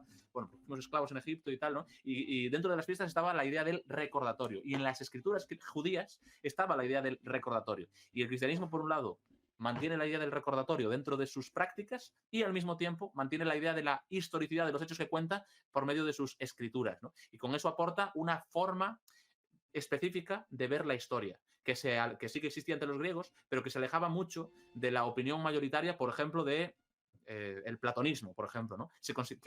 O incluso del aristotelismo, que se consideraba que, por ejemplo, para hablar de diferentes formas de gobierno, era más importante conocer cuál era la propuesta, digamos, de las ideas eran más importantes que lo anecdótico que realmente cambia de si esto se ha implantado aquí o si se ha implantado allá. No me importan las historias particulares, me importan las ideas mucho más, ¿no? Para los cristianos no importaban solo las ideas, importaban los particulares, importaban los acontecimientos específicos e históricos, porque todo el cristianismo se construía sobre algunas realidades que pretendían ser históricas, ¿no? que yo diría que yo diría de hecho que lo era, ¿no? Entonces, bueno, ahí hay otro, bueno, es un punto de confrontación entre cristianismo y filosofía griega en algunas cosas, ¿no? Otro punto también que está directamente relacionado con las escrituras y que era lo que estaba pensando antes, era que bueno, que los cristianos consideraban, de hecho, que las escrituras se autodefendían a sí mismas, que cuando alguien conocía las escrituras y las leía por sí mismo, podría ver en ellas la revelación de Dios y por qué es revelación de Dios. Y esto es algo que es muy típico de los primeros apologistas. En Justino, si no me equivoco, es la primera apología, capítulo 8, hace un llamado a esto. En Taciano, por ejemplo, también está. En Arístides, en Atenágoras, en Teófilo de Antioquía, de hecho, Teófilo de Antioquía, tanto en el libro 1 de Autolico, capítulo 14, como en el libro 2 de Autólico, capítulo 34.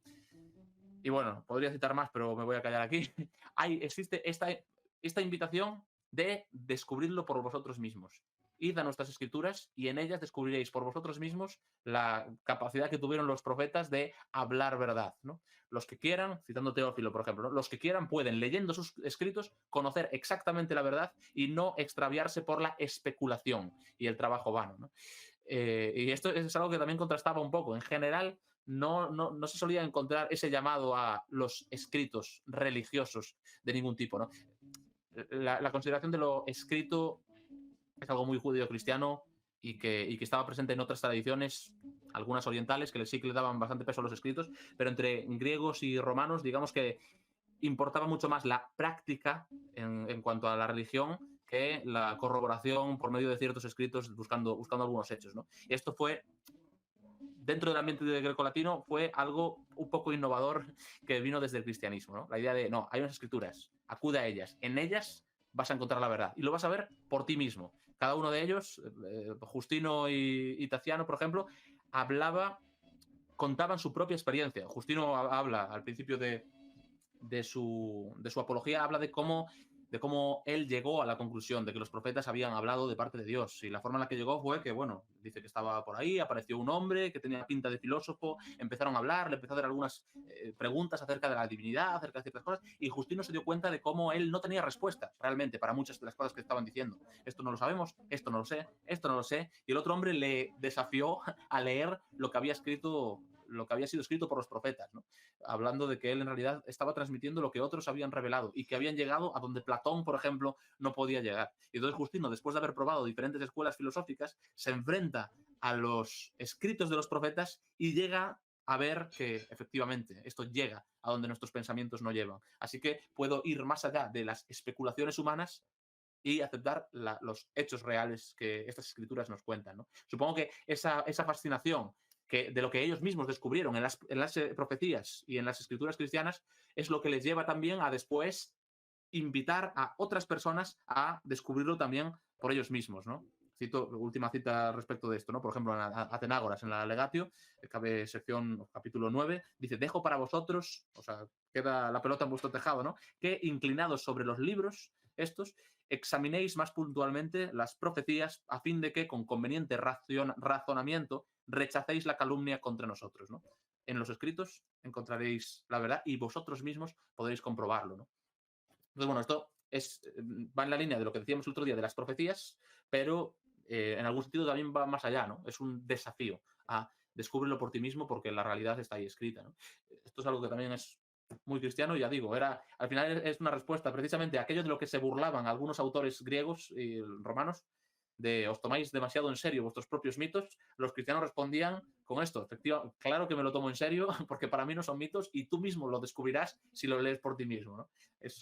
Bueno, no sé, a mí me recuerda, ya que antes hablaba de Spurgeon, ¿no? Cuando Spurgeon decía esto de cómo defenderías tú la escritura, ¿no? Y Spurgeon preguntaba, pues es muy célebre esa respuesta, ¿no? No sé si es una historia apócrifa inventada o si realmente pasó, no lo sé, pero se dice mucho, ¿no?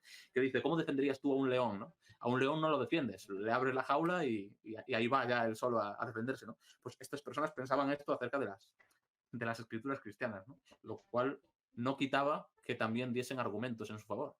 Pero el argumento más claro para una persona al final va a ser el descubrimiento propio, ¿no? de lo que verdaderamente es. Entonces, bueno, eso es otra cosa con respecto a a las escrituras, ¿no? Si hablamos de otros tipos de innovación y críticas, por ejemplo, ya hemos hablado del concepto de ser humano y con esto no me voy a alargar, ¿no? La idea del ser humano como alma encerrada en un cuerpo versus la idea del ser humano formado por un alma, un cuerpo, un espíritu. Ahí podríamos meter algo de pluralidad dentro del movimiento cristiano, pero que al final el ser humano era un todo y todo tenía importancia, ¿no? Eso recibió sus críticas y también recibió sus argumentos a favor, pero como ya hemos hablado algo de eso, no nos vamos a alargar con eso, ¿no? Eh, También en cuestiones de moral ya hemos hablado, por ejemplo, de algunas Antes de prácticas. que pase al tema de la moral, último punto, los cristianos tienen un carácter así casi primordial de preservar su historia y lo podemos ver incluso hasta en la papirología, o sea, la forma en la que ellos preservaron tanto manuscrito y que pasaron esta creencia a los escribas y así fue posteriormente, nos da gracia tener tanta cantidad de manuscritos que hay. Incluso me hace acordar al libro de Judas. El libro de Judas, mi libro favorito, es el que más me encanta del Nuevo Testamento. Y en el libro de Judas, en una parte, él menciona que recordemos las palabras que son dichas por los apóstoles, dando a entender que él no era parte de los apóstoles. O sea, prácticamente no era Judas, el hijo de Jacobo que se menciona como uno de los discípulos, sino que él dice que recordemos las palabras dichas por los apóstoles, o sea, haciéndose externo a esto. ¿Qué quiero llegar con esto? Que desde esta época, porque después vemos la frase, los dichos de los apóstoles por boca de otros testigos, o sea, en la patrística, antes de llamarse evangelio, se le empezaba a decir así, dicho de los apóstoles, dicho de los profetas o dicho de los evangelistas.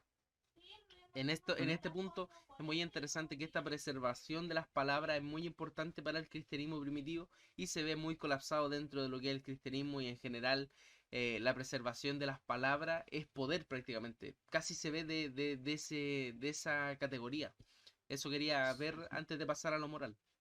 Totalmente. De hecho, a día de hoy es muy frecuente escuchar críticas al cristianismo por quemas de libros y algunas historias así, y se da a entender como si la iglesia cristiana a lo largo de la historia hubiese hecho un esfuerzo por acabar con la cultura de su tiempo, cuando en realidad durante todo el medievo desde movimientos monásticos, por ejemplo, fueron los principales interesados en preservar la cultura del momento. Y lanzo desde aquí un desafío, de hecho, cualquier persona que sea estudioso de textos antiguos, que le guste leer sobre filosofía griega, por ejemplo, que si tiene ediciones críticas de cualquier obra de la antigüedad, le recomiendo que se fije cuáles son los manuscritos en los que está basado, a partir de los cuales hoy construimos el texto. Y verá que los manuscritos que tenemos, casi todos son de la época medieval. Son libros que hubo algún monje en algún momento que los copió y que los guardaron y custodiaron dentro de una biblioteca para que hoy en día los pudiésemos tener, ¿no? En el momento en el que hubo invasiones, o lo que aquí se llama, por Europa, ¿no? Que hubo lo que aquí se llama invasiones bárbaras en diferentes países, en momentos en los que realmente se destruyó la cultura de ciudades enteras, hay muchos casos en los que no sabemos lo que habría pasado si no fuese por los eclesiásticos que quisieron custodiar y guardar los textos, no solo los cristianos, sino también los griegos, ¿no? Es cierto que la cultura estaba reservada solamente a unos pocos, es cierto que no defendían la educación y alfabetización universal, es cierto que tampoco los griegos anteriormente, ojo, pero a pesar de que podamos hacer ciertas críticas, el hecho es que sí hubo un esfuerzo por preservar la cultura escrita, ¿no? Es Dice más, Paul Meyer, estoy Es pensando más, ahora en ni una... los textos que no creían en él, por ejemplo, los evangelios apócrifos, ni siquiera los desaparecen. Es más, llegan y los citan muchas veces, y muchas veces llegan y aclaran cosas que están en esos textos y dicen, ¿sabes qué? Tal texto dice tal cosa que nosotros no aceptamos, tal cosa, tal cosa. Y René Lyon es una persona que le gusta citar muchos textos apócrifos, empieza a determinar cada cosa. Entonces ni siquiera es un tema de, entre comillas, no, ahí no hay una preservación de texto inédita, pero sí indirecta. Entonces, Uh -huh. hasta en textos que ni siquiera tienen importancia para ello, hay una preservación indirecta. Uh -huh. Sí, sí, sí, sí. Sí, totalmente. Y es interesante las discusiones, el uso de las fuentes clásicas también, ¿no? Entre los escolásticos es bastante interesante, ¿no? Pero aparte, bueno, sí, sí, sí, no me voy a alargar más con esto, ¿no? Pero bueno, sería interesante saber, ¿no? Pasemos a la moral. Y piénsese en toda la mano de obra que se movía, ¿no? En esos monjes que recopiaban manuscritos constantemente, se proveía personal a librerías del monasterio, había... Bueno, en fin, ¿qué habría pasado con la cultura griega si no hubiese sido por todas aquellas personas? No lo sé. No lo sé porque habría que ver qué es lo que, en fin, Hay no me alargo más. hay una discusión en un canal famoso en todo caso con respecto a Ujú, esto mismo. Con ujú, respecto a que cuál fue el labor o cuál fue uno de los beneficios que dio el cristianismo ujú, al mundo en general. Y uno de estos puntos es esto. Y el contrincante trata de defender que los escribas que hicieron la mayoría de cosas eran musulmanes, eran arábicos. Cosa que en cierto aspecto sí tiene un poco de razón. Los arábicos también tenían un tema de ser copista en algún aspecto, pero el que estaba defendiendo que el cristianismo había influido en esto tenía todas las de ganar porque el énfasis en el hecho de que el cristiano, por así decirlo, los monjes, los escribas y todas estas personas que se levantaron en la época medieval fueron las personas que preservaron tanta cantidad de texto que más la mayoría de los textos fueron escritos por monjes o ujú, bizantinos, personas que ujú. incluso hasta la Biblia satánica, no sé, cualquier cosa fueron transcritas por monjes. Ese era prácticamente el querer o el amor por la escritura de parte del cristianismo en cualquier aspecto. Entonces, la persona que estaba defendiendo a favor del cristianismo que había influido en el mundo Ujú. tenía todas las de ganar, sí o sí. Sí, sí. Pues sí, sí, sí. Bien, pues pasando a otro tema. Bueno, disclaimer, yo ni siquiera soy católico y ya digo, hay muchas críticas que podríamos hacer, ¿eh? Pero seamos racionales en nuestras críticas y atendamos también a todas las partes, ¿no? Pasando a otro tema, por ejemplo, el otro día creo que ya habíamos hablado de algunos ejemplos morales, ¿no? De algunas críticas morales que había en contra de los cristianos, todo este tema de la antropofagia, el tema de las orgías y todas estas cosas, pero las críticas contra la moralidad cristiana y las críticas contra la moralidad pagana eran también más profundas en varios sentidos. Los tanto cristianos como no cristianos también discutieron sobre la fundamentación de los principios, ¿no? Las razones por las que uno debía buscar el bien. Y con esto, como hay tantísima pluralidad fuera y dentro del cristianismo, no me voy a alargar muchísimo porque tendríamos que analizar muchísimas formas de argumentación, pero simplemente por leer algún ejemplo, ¿no? Eh, leo un ejemplo que tiene que ver con la base y la fundamentación de la moral de los cristianos, ¿no? En Arístides, por ejemplo, y en Atenágoras, por ejemplo, ¿no? Hay una crítica de muchos autores cristianos contra la fundamentación, contra que la ética de los griegos no se puede fundamentar en sus dioses. Esto tiene algo positivo, es decir, los griegos que vienen hablando de que hay un bien que es trascendente y que está aún más allá de los diferentes dioses, de los diferentes dioses del panteón del que se puede hablar, pues mira, tenía algo bueno y es que no dependía de las religiones de la época y eso podía considerarse bueno. Pero al mismo tiempo realmente había muchas personas que tenían muchas dificultades para poder fundamentar su moral. A día de hoy la identificación entre religión y moral es algo que se ve como algo muy típico. En aquel momento no era así. La piedad religiosa tenía que ver con las prácticas para contentar a los dioses. Y a los dioses no les importaba tanto que tú tratases bien o mal a tu vecino. Les importaba la forma que tenías de relacionarte con ellos mismos, ¿no? Mientras que para los cristianos el amor a Dios y el amor al prójimo eran algo indisoluble. Esto en la Didaje, por ejemplo, cuando se habla de la historia de los dos caminos, el camino de la vida y el de la muerte, el camino de la vida se define por dos cosas muy básicas. Una, amar a Dios y otra, amar al prójimo. Y pone un montón de ejemplos acerca de cuál es la manera adecuada de amar a Dios y de amar al prójimo, ¿no? Y habla de buscar la justicia hacia, sobre todo, las personas que eran menos valoradas en la sociedad. Bueno, hay autores como, por ejemplo, en Policarpo se ve la idea de que las personas más vulnerables, como lo eran las viudas, para Policarpo era el altar de Dios. Es decir, cuando tú quieres contentar a un Dios, presentas ofrendas por encima del altar. Si quieres contentar al Dios que vemos en Jesús, lo que tienes que hacer es servir a tu prójimo. Y a través del servicio a tu prójimo es como puedes servir a Dios, ¿no? Buscando la justicia y el bien de la persona que tienes al lado, ¿no? Y, y esto era una vinculación bastante directa, ¿no? Entre la moral y la voluntad de Dios y por lo tanto la religiosidad. La forma de religiosidad que presentaba el cristianismo era diferente de la, llamémosle pagana, sobre todo en dos cosas. Una, que no tenía que ver con nosotros poder contentar a Dios y para alcanzarlo a Él, sino que Él había venido a nosotros y en ese sentido el concepto de religare como base de la palabra religión tenía mucho sentido para ellos, ¿no? Dios se había acercado a nosotros. no nosotros a él.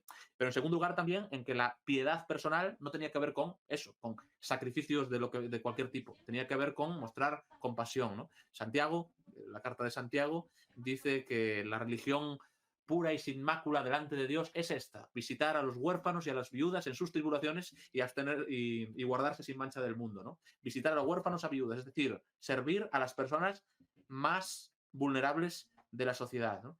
Y claro, esto era un cambio con respecto a la mentalidad acerca de la religión que había en Grecia y en Roma, ¿no?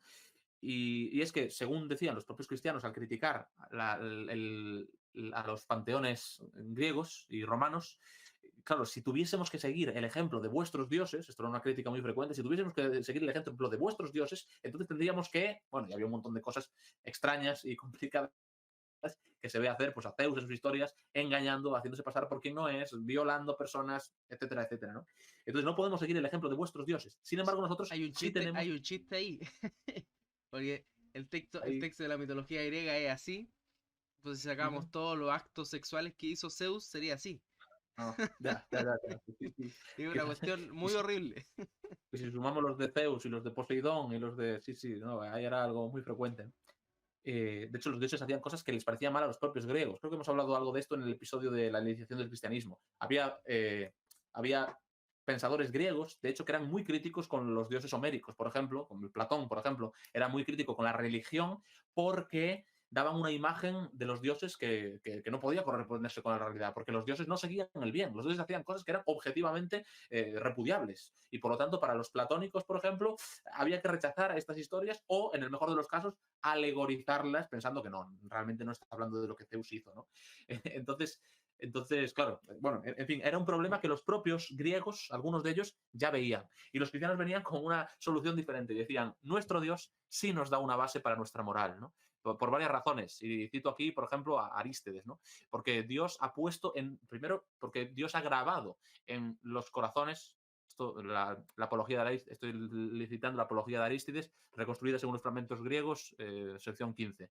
Dice que los mandamientos del mismo Señor Jesucristo los tienen grabados en sus corazones. Y esos los guardan esperando la resurrección de los muertos y la vida del siglo por venir. Fíjense, hay dos cosas ahí, ¿no? Primero, que Dios actúa en las personas dándoles una conciencia de lo que está bien y lo que está mal, ¿no? Y en segundo lugar, que Dios les da una esperanza a las personas, ¿no? La esperanza de la resurrección, la esperanza de la vida eterna, que está directamente relacionada también, ¿no? Con las decisiones que uno toma a lo largo de su vida. Y en Atenágoras vemos más de lo mismo, ¿no? Secciones 10 y 11. Dice que primero habla de la enseñanza que Jesús les da, ¿no? Y cita esto de: yo os digo, amad a vuestros enemigos, bendecid a los que os maldicen, rogad por los que os persiguen para que vengáis a ser hijos de vuestro Padre que está en los cielos, ¿no? Entonces, hablan de esa enseñanza que tenemos en Jesús. En Jesús sí tenemos una enseñanza clara, coherente y que podemos aplicar a nuestra vida, ¿no? En segundo lugar, habla también de bueno, habla de muchas cosas, ¿vale? Pero a partir de la sección 12 dice que primero que Dios preside al género humano, ¿no? Que los cristianos pueden llevar una vida tan pura como llevan porque Dios es directamente quien dirige a los seres humanos, ¿no? En primer lugar. En segundo lugar, dice que estamos persuadidos de que hemos de dar cuenta de toda nuestra vida de aquí a Dios, ¿no? Que nos ha hecho a nosotros y al mundo. Escogemos la vida, por eso, la vida moderada, caritativa y despreciada, porque pensamos que no podemos sufrir aquí mal tan grande, aun cuando se nos quite la vida, cuál será la recompensa que allí recibiremos del gran juez por una vida mansa, caritativa y modesta. Es decir, vale, Dios preside al ser humano y además Dios, pues eso, hemos de dar cuenta delante de Dios de toda la vida que hemos vivido, ¿no? En tercer lugar, porque Dios nos da una motivación concreta. Y aquí dice Atenágoras que nosotros nos dirigimos por el solo deseo de conocer al Dios verdadero y al Verbo que de él viene. Y bueno, desarrolla esto, ¿no? Lo que tenemos en ese Dios que es bueno y que por lo tanto en él podemos encontrar el bien. Y en último lugar, habla de que la vida que esperamos es superior a cuanto palabra puede expresar, ¿no? Y aquí ya está hablando de algo que sabemos, de lo que sabemos que nos espera, ¿no? De esa ya no estamos hablando simplemente de que hemos de dar cuenta de nuestras vidas, sino que además la esperanza futura que tenemos de saber que no necesitaremos de nada entonces hace que hoy podamos, pues, no ser egoístas y no estar buscando el bien propio, porque eso ya Dios nos lo va a dar, ¿no? Buscad el reino de Dios y su justicia, decía Jesús, y todas las demás cosas os serán añadidas, ¿no? De forma que los cristianos presentaban una forma de fundamentación muy concreta para la moral. Y no voy a ser tan, no voy a ser tan simplista como para decir que los griegos no tenían diferentes formas de fundamentar su moral. Y seguro que si está aquí de nuevo, ya que antes lo citaba Enric, él podría hablar mucho acerca de esto, de cómo había muchos pensadores cristianos que pensaban que aún si Dios no fuese tal y como se revela en la Biblia, o aún si Dios no existiese, dirían algunos, aún así podríamos seguir teniendo una fundamentación para el bien, ¿no? Y esto es una idea muy griega. Pero en medio de las muchas fundamentaciones que tenían los diferentes autores griegos para decir que debemos llevar una vida justa y una vida de una forma determinada, los cristianos, particularmente en este tipo de cuestiones morales, de buscar el bien del prójimo y de los necesitados, eran bastante unánimes, estaban muy de acuerdo, porque la fundamentación que tenían era, bueno, por lo menos tenía características que hacía que todos se pudiesen poner de acuerdo, ¿no? Estaba el ejemplo de Jesús ahí, estaba la realidad de un Dios que se preocupa por el ser humano ahí, está la realidad de un Dios que nos llama a amarle a Él y a amar a nuestro prójimo. También está la idea de que Dios lo que busca es misericordia y no sacrificio, y ese es el sacrificio que busca de nosotros, bueno, en fin, etcétera, etcétera, ¿no? Con esto a lo que voy es a que las críticas de los cristianos hacia la moralidad greco-romana no era solamente con respecto a las prácticas, sino que era también con respecto a la fundamentación de la moral, ¿no? Una fundamentación que no podía estar en los dioses griegos, pero sí podía estar en el dios cristiano, específicamente revelado a través de Jesús, ¿no? Eso era también una fuente de argumentación que se ve mucho. De aquí no voy a hacerlo, pero podríamos poner muchísimos ejemplos de críticas que se derivan de aquí contra prácticas específicas que se hacían a lo largo del imperio. Ahí lean a los apologistas que lean, verán que cada uno de ellos tiene sus propios ejemplos y hay muchos, pero bueno, no me quiero no me quiero meter ahí. Gladiadores, bueno, no me voy a meter. Después, pasando a otro tema, vamos a ir ya terminando, ¿eh? Porque, bueno, creo que ya al final ya hemos tocado muchas de las cosas que hemos tratado, ¿no? El concepto que tenían de salvación, ya hemos hablado un poco de cómo contrastaba, el concepto que tenían acerca de, bueno, de diferentes cuestiones escatológicas, ¿no? De la segunda venida, de la resurrección, de la idea del juicio, de la idea del futuro de la creación, de esto ya hemos hablado. Hemos hablado algo ya también acerca del Jesús histórico, ¿no? Y del concepto del Jesús histórico que tenían los primeros cristianos y no cristianos. No sé hasta dónde hemos llegado con esto, pero la idea de lo que Jesús de Nazaret había hecho era también un argumento en favor del cristianismo, sobre todo durante el siglo I y también durante el siglo II, a pesar de que durante la segunda mitad del siglo II y en el tercero también, eso fue relegado a un segundo plano. En tiempos de los apologistas se centraron mucho más en las ideas filosóficas que aportaba el cristianismo por encima de la idea de pues, Jesús de Nazaret de forma directa, ¿no? Pero al principio eso sí que estaba muy presente. Lo vemos en los primeros discursos de Hechos, lo vemos en los evangelios, ¿no? Vemos ahí llamados a ver cómo era la vida de Jesús, que no había ocurrido en un rincón, que se había demostrado pues, ser el enviado de Dios delante de las personas, y cosas como la resurrección fueron realmente la fundamentación para los primeros argumentos cristianos, ¿no? Pero después, algunos de ellos aún así continuaron manteniendo este tipo de argumentos. Ahí la apología de Cuadrato, por ejemplo, seguramente fue escrita en tiempos de Adriano, allá por el año 125 después de Cristo. Eh, no la conservamos, pero sí conservamos testimonios acerca de ella, y parece que fue una obra conocida. Y él hablaba acerca de las obras, bueno, leo literalmente lo que, pues, algún fragmento que habla del contenido de la apología de Cuadrato, ¿no? Dice que las obras de nuestro Salvador estuvieron siempre presentes, puesto que eran verdaderas. Los que curó y los que resucitó de entre los muertos no fueron vistos solamente en el momento de ser curados y resucitados, sino que estuvieron siempre presentes, y eso no solamente mientras el Salvador vivía aquí abajo, sino aún después de su muerte han sobrevivido mucho tiempo, de suerte que algunos de ellos han llegado hasta nuestros días. Fíjense, aquí, bueno, si realmente nos podemos fiar de que eso era el contenido original de la apología de Cuadrato, vemos que para él tenía mucha importancia lo que Jesús de Nazaret había hecho durante su vida, las sanaciones concretas que había hecho a personas que habían continuado con vida aún después de su muerte y resurrección, ¿no? Y que hablaban a través de las propias personas resucitadas, ¿no? De forma que el Jesús histórico y el hecho de que Jesús haya hecho esas cosas eran algo que hablaba en favor del cristianismo. En Justino también encontramos eso, también encontramos referencias directas. De todos los apologistas griegos, Justino es el que más habla de Jesús de Nazaret como persona, y habla de su vida, habla de algunas de sus palabras, por supuesto, pero además también algunas de sus obras y de las cosas específicas que hizo como algo que mostraba su carácter mesiánico y por lo tanto la verdad que afirmaba el cristianismo.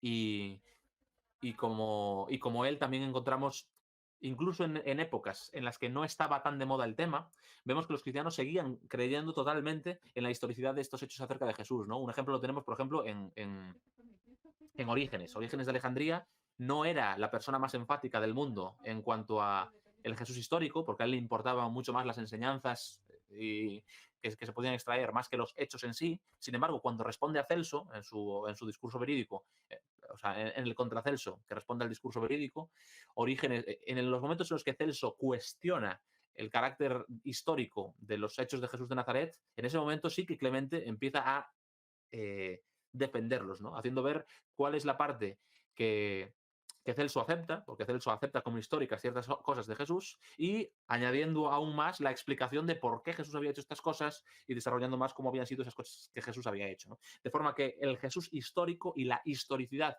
de lo que eso había pasado sigue formando parte no solo del argumentario del Nuevo Testamento, sino también ya entrado el siglo II, primera mitad, ahí tenemos a Cuadratus, y seguimos avanzando, llegamos a Justino, y si continuamos por Orígenes y en adelante, Jesús histórico continúa siendo un argumento muy potente en favor del cristianismo. Esto es algo que a día de hoy también está muy de moda, ¿no? Esto, bueno, durante el siglo XX, sobre todo en los últimos años, ¿no? Parte de la apología que se ha hecho mucho en favor del cristianismo no tiene solamente que ver con ideas y con la fundamentación filosófica y con cómo el cristianismo responde a las grandes preguntas de la vida, sino que tienen que ver con la historicidad de Jesús de Nazaret, de su vida, su muerte, su resurrección, y ahí de este tipo de cosas. De hecho, yo me declaro bastante fan, ¿no?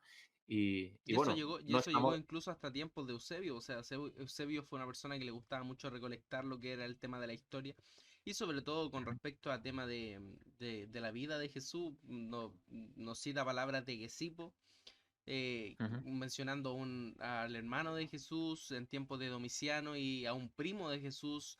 Prácticamente nos amplía nuestra periferia, sea real o no, no estoy hablando de su veracidad, ya que Gesipo también habla sobre la muerte de Jacobo el Justo y la menciona ujú, bastante embellecida a comparación de lo que menciona Flavio Josefo. ujú, Pero sí agranda nuestro pensamiento o amplía nuestra mente con respecto a la vida de Jesús. Se nos mencionan varias cosas ahí de por medio que dan claridad mucho mejor a lo que fue la vida de Jesús. Y en tiempos de Eusebio también existe este punto de tener un Jesús histórico. Tertuliano también por su lado, aunque sea menos, pero Tertuliano también hace mucho con respecto al Jesús histórico, sobre todo con el tema de los hermanos, porque justo en ese ujú, tiempo estaba combatiendo contra el docetismo, si no me equivoco, el que ujú, creía que Jesús no era tan humano como él, como se creía. Y en este ujú, punto él ocupa el argumento de los hermanos y los presenta como cosanguíneos con Jesús, o sea, hermanos carnales para demostrar su naturaleza humana, por así decirlo. ujú. Entonces, hasta en ese punto existe un Jesús terreno, un Jesús histórico y un Jesús que realmente se ve influenciado dentro de las cosas que hizo y dijo dentro de los padres de la iglesia.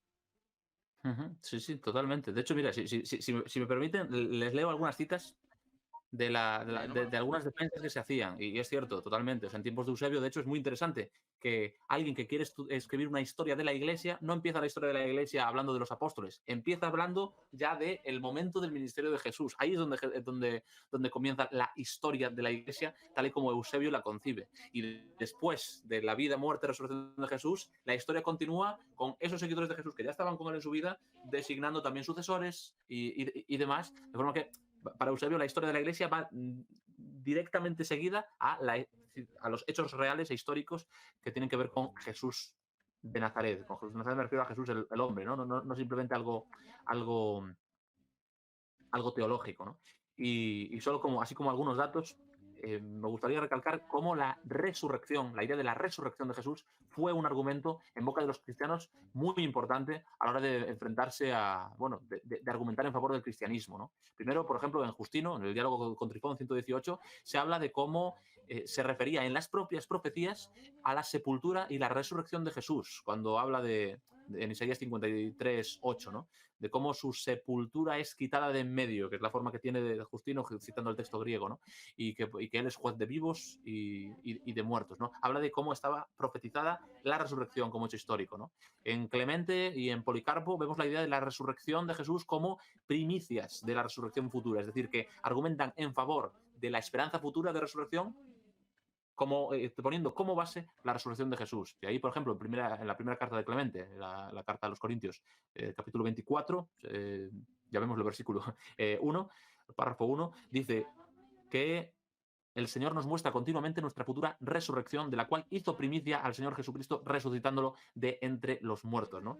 Su resurrección es primicia de la nuestra. Policarpo de Esmirna, en la carta a los Filipenses 2:1, por ejemplo, habla de cómo el Padre levantó al Señor Jesucristo desde los muertos y le dio gloria y un trono a su derecha, ¿no? Y ese que lo levantó a él de entre los muertos, nos levantará también a nosotros. De forma que, ya ven, su resurrección es la garantía de la nuestra. Y como eso hacen otras cosas, ¿no? Que a nadie niegue la resurrección y el juicio, dicen Filipenses 7:2, ¿no? Y en su carta a los Filipenses 7:2 de Policarpo, y luego en 9:2 dice que, hablando de los cristianos, dice que no amaron este mundo, sino aquel que murió por nosotros y que fue resucitado por Dios en favor nuestro, ¿no? La resurrección, otra vez como base, ¿no? Luego, hablaba de la profecía de la resurrección, habló de la resurrección como base para nuestra futura esperanza, y luego hablaban de la resurrección como muestra de la victoria de Jesús sobre la muerte. Aquí, por ejemplo, la epístola de Bernabé dice que Jesús era necesario que se manifestase en carne para destruir la muerte y manifestar la resurrección de los muertos. O sea, que la resurrección de Jesús era una manifestación de que la muerte había sido vencida y que la resurrección de los muertos era una realidad, ¿no? En Justino, Primera Apología 63, dice que hizo esto también para vencer a la muerte por su muerte y su resurrección, ¿no? Luego, otro tema de la resurrección, y podría leer mucho más, pero voy a leer solamente 3 citas más que tienen que ver con lo mismo, y es la idea de la aparición a los discípulos. En la epístola de Bernabé, capítulo 15, parágrafo 9, dice que nosotros celebramos el día octavo con alegría, en el cual además Jesús resucitó de entre los muertos y tras manifestarse subió a los cielos, ¿no? Jesús no solo resucitó, sino que al resucitar se manifestó a los suyos antes de subir al cielo, ¿no? En la primera carta de Clemente, capítulo 42, parágrafo 3, dice que los apóstoles, después de recibir el mandato de anunciar el Evangelio, ¿se entiende?, plenamente convencidos por la resurrección de nuestro Señor Jesucristo, partieron para anunciar que el reino de Dios iba a llegar, ¿no? Es decir, habla de que los propios primeros cristianos fueron convencidos por la resurrección de nuestro Señor Jesucristo, dice Clemente. Eso no es una idea de los apologetas de hoy, es una idea de esta persona que, bueno, no voy a hablar. Y por último, Justino, en el diálogo con Trifón 106, dice que él, Jesús, se puso en medio de sus hermanos, los apóstoles, quienes después de la resurrección se persuadieron de que él ya les había dicho de antemano que todo aquello tenía que cumplirse, ¿no? Es decir, que él se puso en medio y ellos pudieron verlo. Y después de la resurrección fue que se convencieron de esas cosas, ¿no? De forma que vemos cómo entre los cristianos la resurrección de Jesús como un hecho histórico y comprobado por las personas que lo vieron con sus propios ojos era también un argumento en favor del cristianismo. Y aquí las críticas que pudo recibir esta idea ya las hemos hablado porque tenían que ver con la resurrección, el concepto de resurrección que tenían. Incluso, Bueno, incluso ese punto con respecto al que creían los padres de la iglesia con respecto a la resurrección, argumentos, evidencia, o forma en la como ellos sentían que era verdadero el hecho de la resurrección, podríamos abordarlo en otra sección más adelante, en la sección de pues, si la resurrección es histórica. Y podríamos pues sí, sí. abordarlo desde la patrística. Pues sí, sí, está bien, está bien. Mira, ya que dices eso, no leo nada más de este tema, porque Sí, sí que porque sería estáis interesante spoileando. pensar en ¿cómo decirlo? Imaginaos bueno, qué lecciones podría darnos sobre la resurrección y la historicidad de la resurrección un cristiano del siglo segundo, ¿no? Sería interesante, podemos hacerlo algún día. Pero bueno, Por eso digo, y con esto, sería bueno tratar de llevarlo a cabo por el tema de que hay también una sección con respecto a la resurrección específicamente. totalmente. Totalmente, bien. Pues bien, pues quería cerrar con esto como en último lugar, ¿no? La idea del Jesús histórico y concretamente la historicidad de la resurrección como argumento en favor del cristianismo, ¿no? Entonces, hasta aquí, recapitulando un poco lo que hemos dicho, entre el primer episodio y este ya hemos hablado de algunas críticas que hubo en contra de el cristianismo como doctrina, ¿no? Estuvimos hablando acerca de las acusaciones de ateísmo que recibió el cristianismo. Estuvimos hablando de algunas críticas que recibió por la novedad que representaba, porque no era una religión antigua, sino algo que alguien se había sacado de la manga hacía nada, ¿no? Habíamos hablado de críticas morales específicas en contra de los cristianos y de críticas de los cristianos morales también contra los griegos y los romanos, y hoy hemos hablado también de la fundamentación moral que los cristianos pretendían dar a eso, ¿no?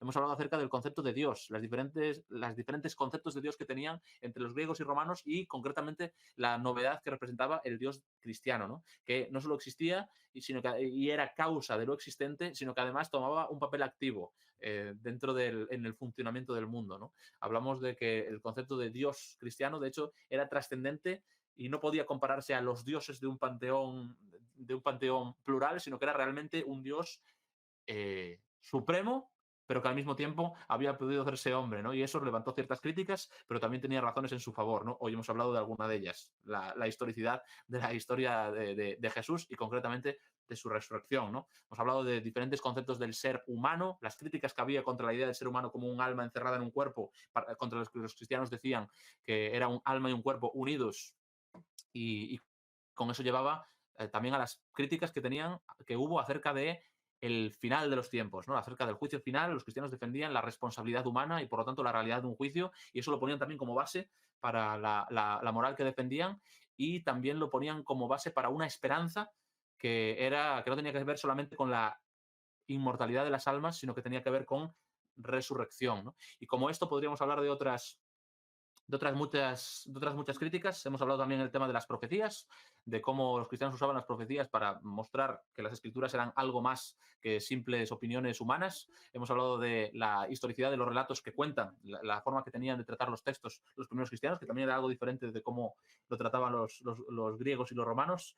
Y hemos hablado también del llamado que tenían muchos de los apologistas a descúbrelo por ti mismo, ve a nuestras escrituras y comprueba por ti mismo la verdad que hay en ellas, ¿no? Y entonces, bueno, esto pretende ser un resumen. Hasta aquí diría que llegamos con los argumentos a favor y en contra del cristianismo desde el paganismo. Pero si estamos hablando de controversias de la iglesia primitiva, tendríamos que hablar también de las controversias que hubo dentro del propio cristianismo o de entre los diferentes cristianismos, que es la expresión ahora mismo de moda, y de eso creo que podremos hablar en el próximo encuentro. Entonces yo por mi parte nada más, solo dejar a las personas con esta invitación que hacían los propios apologistas de que por vosotros mismos podéis descubrir la realidad de estas cosas si, como siempre decimos, vais a las fuentes, vais a las escrituras, leéis por vosotros mismos los evangelios y el argumentario que se ve dentro del propio Nuevo Testamento y de la propia Biblia, y de verdad que les digo que bueno, que vale la pena. Y con esto me callo. No sé, David, si quieres tú decir algo para terminar. Excelente, excelente. Ya diste el paso ya para el próximo capítulo. El próximo capítulo es, como dice Antonio Piñero, por ejemplo, los cristianismos derrotados. O como lo dice Bart Ehrman, los cristianismos perdidos. Así que la próxima vez de esta sección que estaremos hablando será con respecto a esto, los diferentes tipos de cristianismos que existieron más bien en el siglo segundo, a principios del siglo, o sea, a finales del siglo primero quizás. Bueno, en realidad sí habían a finales del siglo primero, pero más fuerte ya en el siglo segundo. Luego cuando empiezan ya a escribir textos directamente, podríamos hablar sobre varios textos gnósticos que se fueron levantando por esa época. Ya tenemos un debate con respecto a eso sobre el Evangelio de Tomás, que yo creo que es tardío, otros creen que es más primitivo, etcétera, etcétera. Entonces ya van a haber bastantes cositas dentro de esta sección y van a poder estar viendo dentro de lo que podremos estar haciendo en esta sección. Tenemos también otro capítulo recomendadísimo que va a ser sobre la resurrección, pero parte de la patrística, que también estaría bueno como hacerlo dentro de su propia sección. Así que sin nada más que decir, yo creo que ha sido un excelente capítulo y vamos a estar despidiéndonos ya. Unas cosas. Perfecto. Y bueno, si me permite hacer solo un par de recomendaciones bibliográficas. Por Como soy un supuesto, pesado, por sé que supuesto, por estáis hartos de supuesto. escucharme. Pero por si a alguien le interesase investigar más acerca de este tipo de temas que hemos tratado, yo siempre recomiendo ir a las obras. Es decir, hay algunos libros que son muy interesantes acerca de esto. Y de hecho, Vaya a les buscarlo nomás, recomiendo, vaya a buscarlo nomás, amigo. y de hecho, Yo les aquí voy a hago spam. recomendar Vale, primero les digo algunas obras secundarias, ¿vale? En plan, como bibliografía secundaria, por ejemplo, el libro de Jean Danielou, de Mensaje Evangélico y Cultura Helenística, me parece muy interesante. Repasa parte de los, no solamente del diálogo, sino de la construcción interna del propio cristianismo a través de ese diálogo que tuvo con la cultura de su tiempo. Y me parece muy interesante para poder describir descubrir más de esto. Jean Danielou fue cardenal en su día, a día de hoy ya ha fallecido, pero era un verdadero erudito y de verdad que es pura crema esto, ¿vale? Bibliografía secundaria, ¿vale? Más bibliografía secundaria, y con esto no me voy a alargar, Historia de la Apologética de Avery Dulles, no trata muchísimo el área de la patrística, pero es muy interesante ver la genealogía de algunas ideas que todavía hoy se repiten y tiene mucho que ver con esto. Y luego, yendo más a lo concreto, podríamos recomendar algunas obras de carácter más, bueno, recomiendo dos cosas. Primera, leer las fuentes de los primeros no cristianos que hablaron en contra del cristianismo, ¿no? Por ejemplo, pues Porfirio de Tiro, en la obra Contra los cristianos. Esta no sé si es fácil de conseguir en Latinoamérica porque ha sido... No, es súper complicado. Yo creo que Sí, les ¿verdad? recomendaría que la busquen en formato digital porque física es complicado. Ya. Sí, sí, pues entonces ya, bueno, sí, puede ser complicado, pero por ahí por internet, no sé, esta que la publicó la Universidad de Cádiz, no sé si es fácilmente accesible, pero por lo menos el texto de Harnack en inglés sí que es fácil de conseguir por ahí. Y le recomiendo que lo lean, al igual que pueden leer el Contracelso de Origen, donde pueden encontrar la obra de Celso. Y también hay fuentes cristianas, pues de apologética cristiana de los primeros siglos, por ejemplo, pues esta es una obra que pueden revisar si lo desean, pero más que todo esto, yo antes de nada les recomendaría esto, que son las dos principales recomendaciones que voy a hacer hoy, y con esto ya me voy a callar, ¿vale? Y es leer las obras de los propios cristianos de aquel tiempo, porque a través de ellas son una de las fuentes principales para conocer los argumentos de los no cristianos también en contra del cristianismo, porque algunos de ellos responden directamente a críticas de los no cristianos y la verdad es que tenemos mucha más literatura Aquí en cristiana. Chile, aquí en Chile hay una sección de texto apostólico que Uh-huh. ¿cómo se llama? Vienen todos los textos apostólicos para que existe, por ejemplo, un texto entero sobre los textos del primer siglo, por así decirlo. Existe otro directamente de Tertuliano, otro directamente de Eusebio, otro directamente de Ireneo. Entonces, es más fácil que los puedan conseguir los textos Ajá. de los padres de Pues la iglesia. Pues si pueden conseguirlos, yo lo recomiendo de verdad, ¿eh? Además, hay un par de colecciones diferentes que seguramente sean fácilmente accesibles. Hay una de Alfonso Ropero que está editando CLIE, de textos clásicos, en los que algunos de ellos son textos de aquel tiempo. Por ejemplo, la obra de Justino Mártir está totalmente editada por ellos. Y luego también, tanto Ciudad Nueva como la Biblioteca de Actuación de Autores Cristianos tienen publicados libros como este. Este es de los Padres Apostólicos, que recoge toda la literatura cristiana extratestamentaria del de finales del siglo II, comienzo del siglo I, comienzos del siglo II, y vale la pena leerlo. Y lo mismo con los padres apologetas griegos. Esto es una edición bilingüe, además, si la pueden conseguir en esta misma edición, yo la recomiendo. Tiene el texto griego y el texto español también, editado por Daniel Ruiz Bueno. Y aquí tienen, pues ya, este sería como la continuación de ya el momento en el que llegan los primeros apologetas y vemos los primeros intercambios y respuestas hacia los pensadores griegos y romanos. De verdad que vale la pena siempre ir a las fuentes, y es más importante ir a las fuentes más aún que ir a bibliografía secundaria de personas expertas que nos lo puedan contar, porque los expertos, es cierto que son expertos, pero es la palabra de Jean Danielou, mientras que aquí estás yendo directamente a las fuentes. Entonces, de verdad que recomiendo siempre ir a las fuentes. Y como no, evidentemente, si quieren ver los primeros textos cristianos, los primeros, no hace falta que explique mucho de dónde pueden encontrarlo, ¿no? Y con esto ya finalizo. Sí, sí, Ya va, a hacer eso, cosas. bueno, primera recomendación yo creo que el Nuevo Testamento. El Nuevo y el Antiguo Testamento para entender un poco qué es lo que se está discutiendo. Que podemos leer los Totalmente. textos del segundo o tercer siglo y no vamos a entender por qué se están discutiendo las cosas. Sí, Pero, totalmente. Toda la razón. pero está bien. Muchas gracias por esas recomendaciones, muchas gracias a todos los que están viendo este capítulo y muchas gracias también a ti, Rubén, por estar aquí con nosotros.